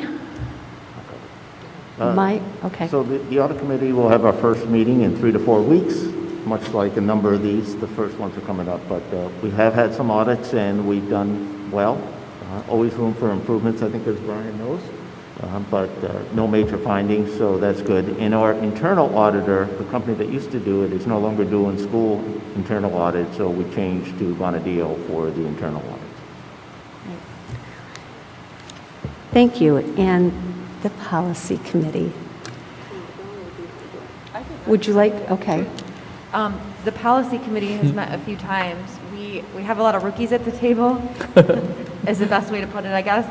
So we've been looking at Erie One BOCES and some other options, utilizing some refunds from the state to try to help us sort of reorganize and make sure that we're also covering all of our bases. So it'll help those of us that are slightly new to the committee to make sure we have everything covered, but also utilize the service of Erie One BOCES, hopefully, again, to cover legally and everything that we need to make sure we have. So what we met on, just to let everybody know, is if when Erie One BOCES takes over our policy, it'll be a 2-year process. They are going to look at our policies, and they will actually rework them so that they can continue to monitor them, and then at the end of year 1, they will present us with a rough draft of their new policy manual. We will then look at it. It'll take us some time to look through it, and then we will, when we're prepared, we will adopt our new policy manual. So it will be a long-standing process for us, but I think it's one that's needed. None of us have enough experience. Erie One will also keep out for all the updates and any of the changes. Another benefit is they will put everything onto board docs for us, and that will be a win for us once we have that. So it will be a long process. Once that is done, we will look at perhaps getting our regulations also to have them look at those so that everything is all together and coordinates with the new policy manual. So looking forward to the work. We have a lot ahead of us, but I think we're in good shape. So thank you all for putting in all that time. I appreciate it. Thank you for that. Budget advisory will be approaching before we know it, and we take turns. We just rotate through so it's not the same person, and so that everyone has the opportunity to become aware and informed about the budget process. And then strategic planning. Do you want to speak to that, Mike? Or should I? Sure. I think we have another meeting coming up the end of this month. We've done some work on the strategic framework to incorporate our metrics with our imperatives, and we continue to work on that. And I think we're trying to take some of the best practices from businesses and adopt some of those for school district, which is a different type of organization. So work is continuing that. It's exciting to be part of that. Yeah, it is. It'll be good work going forward as we look at the impact of last year, the indicators that districts typically rely on to gauge their metrics and inform their instruction. So it should be an exciting year for us. Moving on to school community committees. When is Linda and Maria? Our first meeting is tomorrow, so we'll have more to report next time, unless there's something else that I missed. Nope, meeting tomorrow, and they are actually in the process right now of working on some Red Ribbon Week materials that they will launch on their website shortly to help schools collaborate, and also with families, parents, ways to talk about vaping, alcohol use, and abuse. So look for that. We'll present it next month. Thank you. And fire committee, Jen, do you want to speak to that? So the fire committee has transitioned from kind of a district shared committee to more of a community-based committee run by parents. And their first meeting is going to be held on the 29th. So if anybody in the community would like to be involved in that, to help with that work, reach out to us and we can pass along your names to the proper channels to get that set up. Right now, they're really in the planning stages of what they want fire to look like, what the mission and statement is going to be, kind of what the work is going to be that we focus on. So it's going to be great. I look forward to this year. And will that be a virtual meeting? Yes, as of now, they're all virtual. Okay. So people know. That could change, but. Yeah. And PTSA, we've touched base on all that. We have the first central meeting on October 7th and look forward to working with PTSA this year, especially to help develop some parent education opportunities, perhaps forums, perhaps expert panels to talk about a wide variety of issues and things that might be of concern to parents. Also, with the district support, we'll be using thought exchange to try to gauge where interest is, where concern is, and where questions are, and then be able to plan accordingly to address those. Last, moving on to our consent agenda. It includes minutes of previous meetings, personnel actions, recommendations of the Committee on Special Education meetings, and annual review meetings associated with preschool education meetings as well. Can I have a motion, please, to accept the consent agenda? So moved. Janice, and second by Mike. All in favor? Aye. Aye. Motion carries 7-0. Thank you. Now we're moving ahead into our visitor speaking time portion of the agenda of the evening. The Board of Education invites the public to comment on matters regarding the school district. Taxpayers, community citizens, school personnel, and school students may openly express themselves directly to the board. The public comment section of the meeting is the time for the Board of Education to listen. Board meetings are held in public and are the sole opportunity to conduct the business of the district. Meetings are not an opportunity to engage in dialogue and are not public forums. Persons wishing to address the board would be introduced to the changes that we've recently made and register with Cindy Cushman by noon of the day of the meeting. Should limit comments to 3 to 5 minutes. Public speaking time now occurs at the end of the meeting, and we'll extend it this evening till 40 minutes because there were more speakers than the current time limit allowed. So in an effort to hear those wishing to speak, we will do so.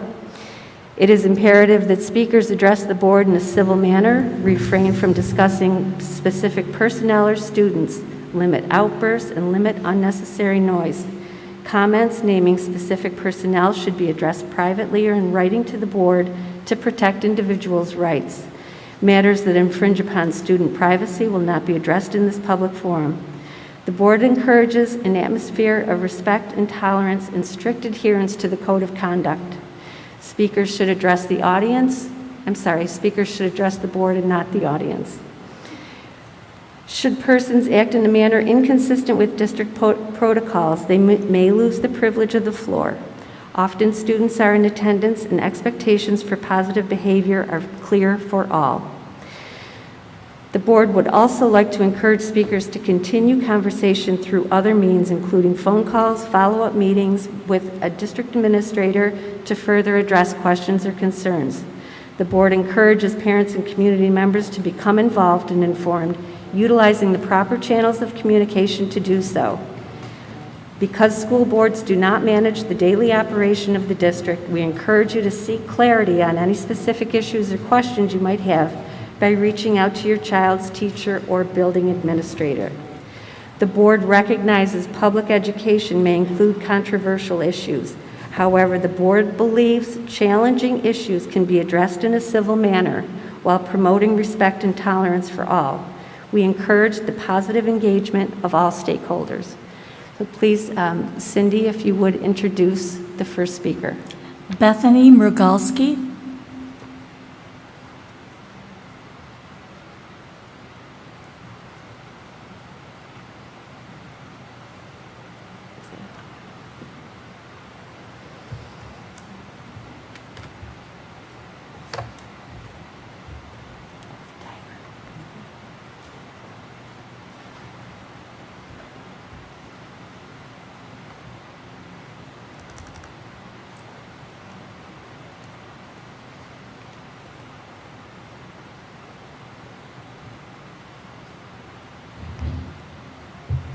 Good evening. Good evening.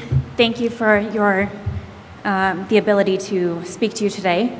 My name is Bethany, and I have four children in the school district, one which attends Willink Middle School, one who recently had a valid medical exemption denied by the Webster district, and I would personally like to ask Mr. Neenan to reply to my lawyer's email.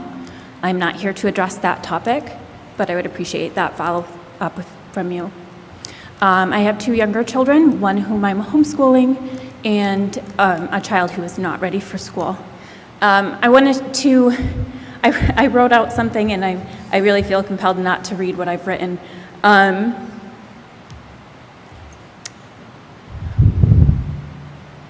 In 2019, New York State Legislature revoked our religious exemption to vaccine exemptions. And since that time, we have seen over and over again our rights as New York State citizens removed or threatened, and now we're seeing this play out in our local hospitals and our schools, and we're being threatened with vaccine requirements for COVID for our children over 12. I bring this up because 26,000 children were kicked out of school when New York State repealed the religious exemptions, and you did not stand up for us. And now we are seeing the results of you not standing up for us. Parents are the frontline defense for our children, and we need the schools and our local administration to stand with us in defense of our rights as American citizens under the Constitution of the United States of America. Last month, you mentioned that there are 40 different countries represented in the Webster district. I can guarantee you that those people did not come to the United States to be told what to do and how to do it and how to worship and what they were allowed to do with their bodies. And yet here we are staring down the barrel of a gun pointed at our heads with vaccine mandates coming out. Now I did want to read something to you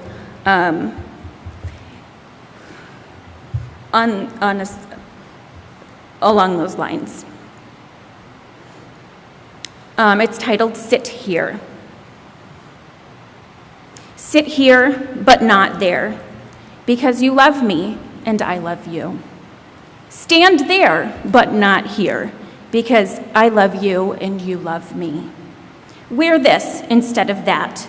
Look how foolish those who wear that sort of thing are, but bravo for you. What good choices you are making.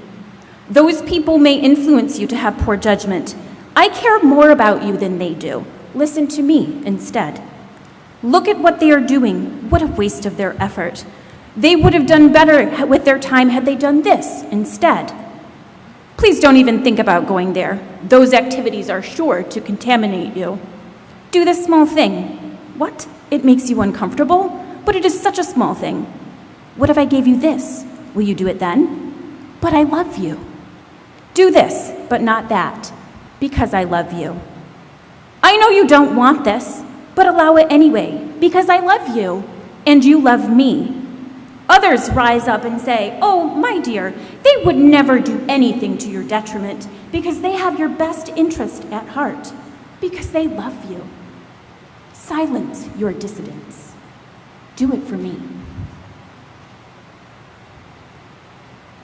Now, if those words conjure up thoughts about COVID and masks and regulations that are shoved down our throats, you are wrong. Those are the words of an abuser. And I am not a victim, I am a survivor.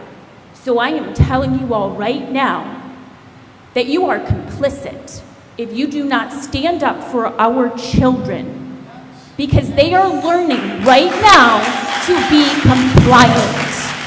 Please refrain from interrupting. They are learning to be compliant, that their voice doesn't matter, that their individual desires, their wants, their needs don't matter. They are losing their voice, just like I lost mine. And on my watch, I will not let this happen again without standing up and saying to you all, stand with us and do not let our children fall victim to the abuser. Thank you. Next speaker, please. Lauren Saltman.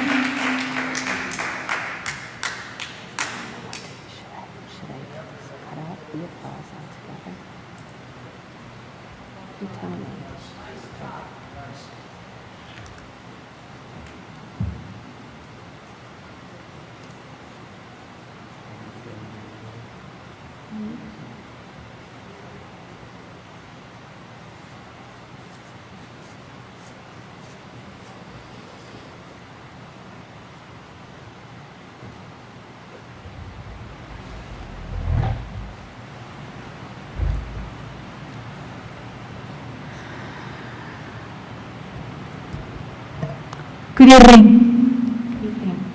My name's Lauren. I'm a teacher in this district. I teach English as a new language. I teach many of those children who joyfully and meaningfully converse in over 40 languages in our community. When you see something that's not right or not fair, not just, you have to speak up. You have to say something. You have to do something. Those are the words of the late Honorable Congressman John Robert Lewis. We often say, hey, it goes without saying, and we've reached a time where things don't go without saying anymore. So I'm here to speak in support of many whose voices have not traditionally been heard and centered in these meetings, in our district, and most unfortunately, in our classrooms.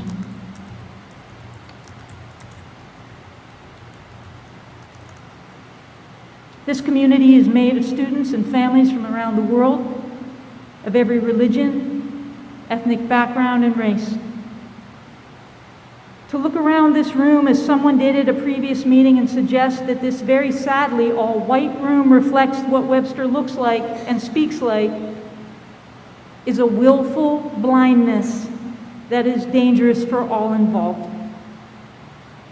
To our families of all colors, to our Black families, our Latino families, our Asian families, our African families, our families from Europe, our families from the Philippines, our families from the Middle East, our families from all over the world, you are welcome here. I came because some things can't go without saying anymore. I hesitate to say that because sometimes our lessons and the images we use, the music, the games, the holidays, the calendars, the books in our classrooms, they don't always reflect that. They don't always feel that way, and we need to do better. And when we do that, this does not lessen our value nor our attention toward the children that some here say they are speaking for. It's not a zero-sum game. Education at its best lifts everyone. Any child's success or growth elevates the experience of those around them, all of them. Don't fear that the telling of all stories dims your story. No school district of this size and history should lack for teachers, administrators, and school board members of color.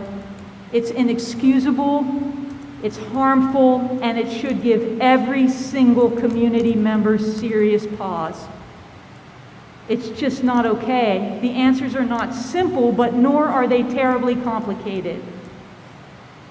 What we practice grows stronger, and we are simply not practicing what would make our classrooms, our school buildings, and our community harbors from which our children can truly knowledgeably set sail, nor earth from which they can all truly, fully bloom and grow. These are our children. We rise or fall together. There are no other people's children. It is a false paradigm that we can fail some kids and families and have others thrive without great and painful consequences. And when I walk into a classroom, I see your children. I see our children. I walk in with the intention of seeing who they are, standing back so that they might grow, and drawing close that we may learn together.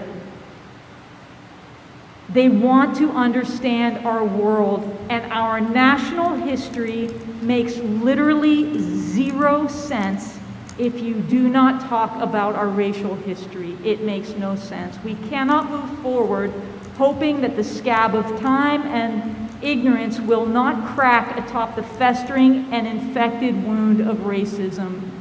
It just doesn't work. So what do I want to say? I want to say that just because you don't see somebody somewhere doesn't mean they're not here.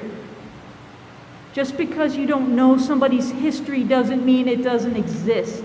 It does. And we teach in ways that are most conducive to certain students. The curriculum and standards demand that we know, see, and respect each other in the hope that we can actually come to value one another, that we might rise together. To our Black community families who formed the FIRE group, our Latino families who formed the FIRE group, our families of color who formed the FIRE group, I see you, I respect your lived experience and the generations who uphold you still. And I will work tirelessly for the generations that follow. To our brothers and sisters who tomorrow will begin celebrating Hispanic Heritage Month, we hope to honor your contributions to our nation year-round. To those of Jewish faith, Chag Sameach, a healthy and a good new year, 5782. To members of the LGBTQ community, I see and respect you. Please You don't matter, interrupt. be you. Please wrap To up. those behind me who might disagree with everything I say, I see and respect your children, and I wish you peace. Thank you. Erwin Allman.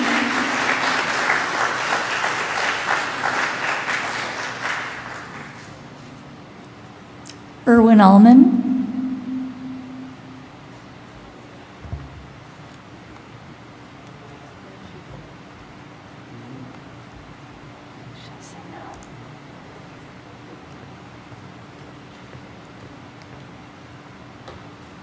Yielding my time. No, I'm sorry. That isn't part of our policy. We can call the next speaker. I'm sorry. People register. You're not sorry. Thank you, sir. Next speaker, please. Are you going to get more notice next time? Because it really wasn't acceptable, the short notice. Are you going to get more notice next time? We can follow up with the board clerk tomorrow. What you're trying to do is you don't want to hear from her. That's the problem, right? You don't want to hear from her. Our policy changed so that we accommodate people who have not had the opportunity to address the board. That is our simple desire. We want to hear from all. Thank you, sir. We're going to move on to the next speaker. Ellison Allman.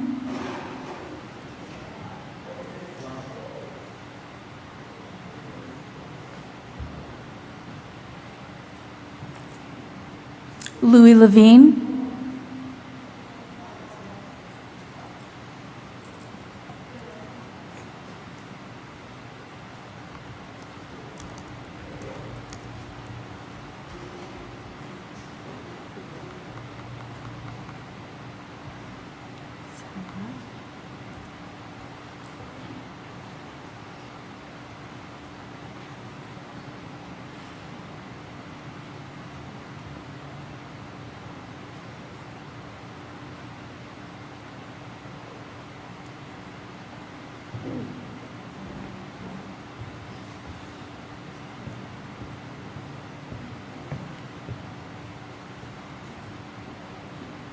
Please have a seat by a microphone. Yes.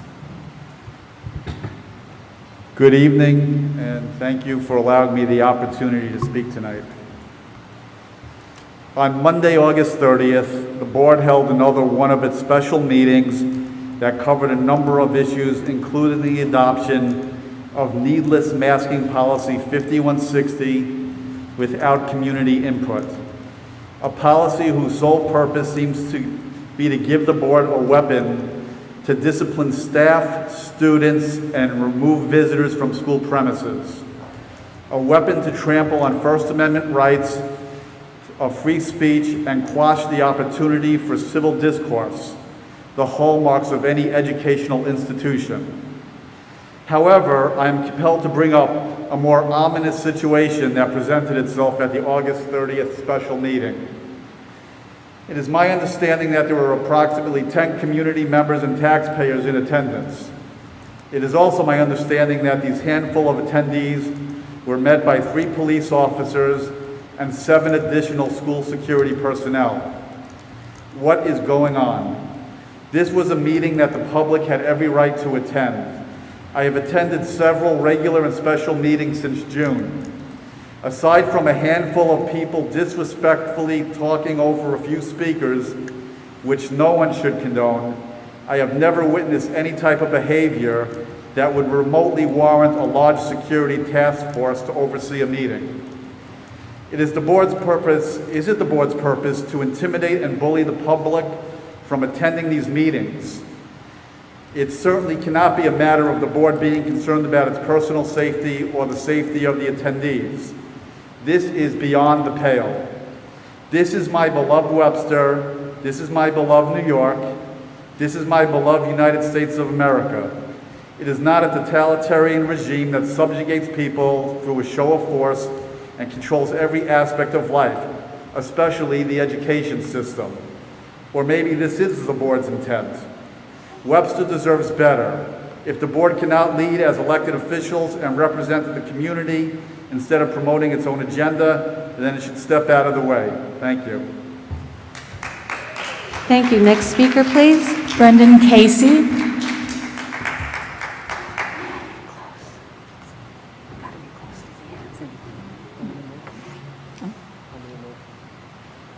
Three.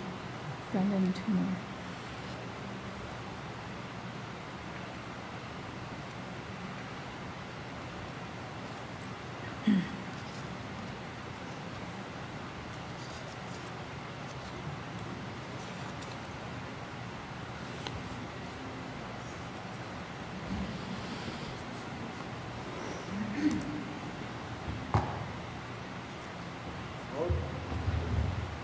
Thank you for letting me come and speak tonight. Glad to be here with all of you and also all of the enthusiastic people in the audience. And I appreciate everyone's views, and I'm happy to participate in such a meeting. I wanted to make sure that you got some word that we, and I think I speak for a large part of the Webster community, support the activities you're doing to keep the schools open. To start with in person, to start with masks. Nobody likes masks. I don't like masks, you don't like masks. And I know people don't like masks because before COVID, there weren't a lot of people walking around with masks as a fashion statement or because they just got a kick out of wearing masks. So people don't like masks, and I get that. But I also understand that some parents don't like the idea of having masks. And I kind of get why, because, you know, if you look at the statistics, if you get COVID, you have a 99% chance that you're going to be fine. You got a 1% chance it's going to be bad.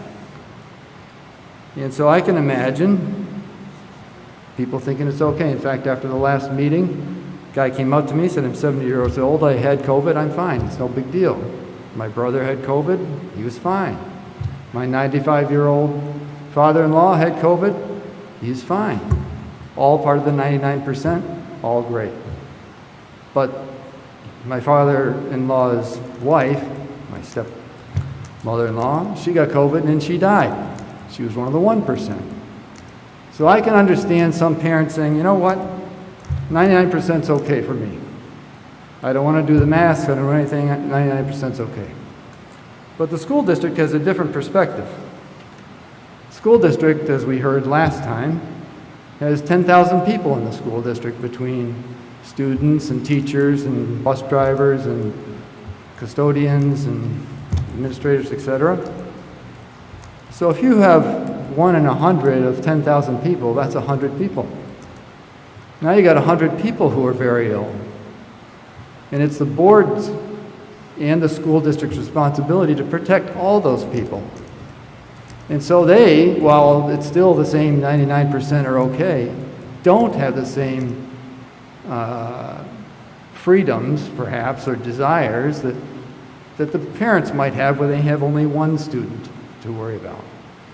So I think it's very important that we keep in mind that it's the whole, and that there will be a difference between what some parents want and what the school district wants, because some are going to say, as a parent, 99% is good for me. It's not good enough for the school district. So there will be a conflict, but please stay to the course, because if we don't have masks, if we don't have vaccines, then everyone will get it, and it will be 100 people who get very ill. So my message to it is please stay the course, please stay with the masks, and please keep our kids safe. Thanks.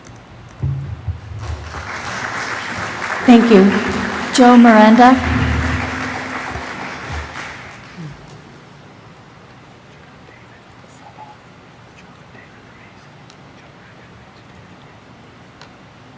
David Ruiz.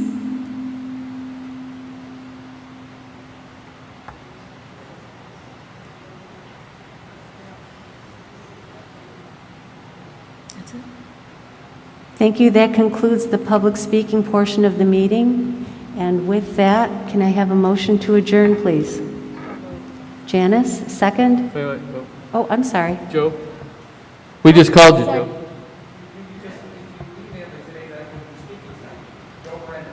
I called you. I just did. Yep.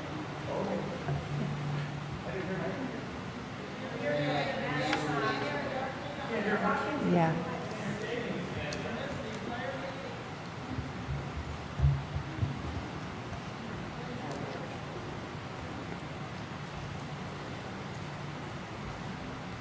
It is difficult to hear you guys out there. We're trying to make up everything you're saying. Craning our necks, just to let you know, yes. Thank you. We'll work on that.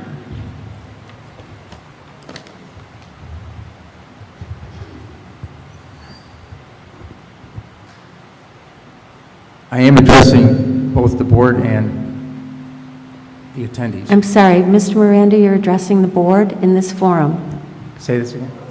You're addressing the board in this forum? Board and the people that are here. The board in and this the people forum. that are here, too. The board in this forum. Please. Well, thank you. Get the gist of it.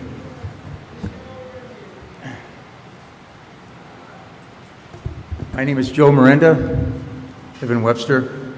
If you've been attending, live streaming, or have watched the online delayed broadcast of the Board of Education regular meetings, you'll note that since May, 2 items have consumed parents, guardians, grandparents, and concerned taxpayers, namely mask mandates and critical race theory. I'm here to address the latter. Acting Superintendent Neenan summarized comments from the May 6th regular meeting minutes. Quote, for the last few years, the district has engaged in training our teachers in diversity, equity, and inclusion, and that really, folks, is all we know. If the board would speak, they would default to silence for safety. They would tell you, quote, we are merely branch offices of Albany, which essentially means that we know what is best for you and your children. We feel free to use the board meetings to blow off some steam. Don't swear, please, but understand we are going to do what we are told to do by our bosses as well as what we damn well please. Let us expand on this theme for you minions. As adults, you've been witnessing your rights being stripped away on a daily basis, so what makes you think you can advocate for your kids? Now there's a reason that there's no curriculum which addresses CRT. If you had the written curriculum, you could read it and learn how your child will be incrementally swept into a deceptive culture which claims it's just trying to right a wrong. I don't think anyone would disagree that our country from inception to today hasn't made some errors, but through introspection and always striving to be better has produced the least racist nation on the planet Earth. And since the Please refrain from interrupting. And since the new millennium, we've elected a black president twice, while also installing into office from local to national levels many citizens of color. So when there is a national knee-jerk response to have your children and grandchildren pay the steep price for the wrongs of the past, that is simply unacceptable. What else doesn't pass the cut is that no parent or group can get clear answers on how this ironically racist mindset is transferred into the classroom and by whom. Without curriculum, you'll get a range of teacher-centered behavior ranging from no buy-in at all and to radical activists with school district accountability I've aptly named he said, she said, pass the buck. Teachers tasked with teaching our children math, science, literature, and yes, all history are now being asked to weave in theory and teach it as truth, all while disparaging American values we hold dear, such as but not limited to advancement on merit, work hard, get ahead, equality of opportunity, individualism, and capitalism. The board needs parental approval of what, when, and by whom my kid is being taught. Having no idea which teachers will or will not look at such directives as a front to produce a quote-unquote army of revolutionaries has me, and I dare say, should have all of you, rightly concerned. Last meeting I made a note due to the perceived lack of transparency our beloved law enforcement wear body cams to shed light on their daily contact with the general public. To that end, I made mention that just might be the right time to consider having our teachers wear body cams or have a direct Zoom-type portal into any in-session class. To our school board, due to the admitted Jumpstart Webster Central School District has enjoyed in cramming this crap in the minds of babes, please, being at the receiving end of this little to no information without genuine invitation to the table and a clear, present, and proven lack of transparency as it relates, I hereby understandably make the request that our school board immediately forbid all communication, verbal, written, visual, of the trio diversity, equity, inclusion, as well as critical race theory and its myriad of associated derivatives from all classroom and school-sanctioned activities until all is presented to your electorate with ample time for open and sincere discussion. With a show of hands, how many of you believe such a request will be considered?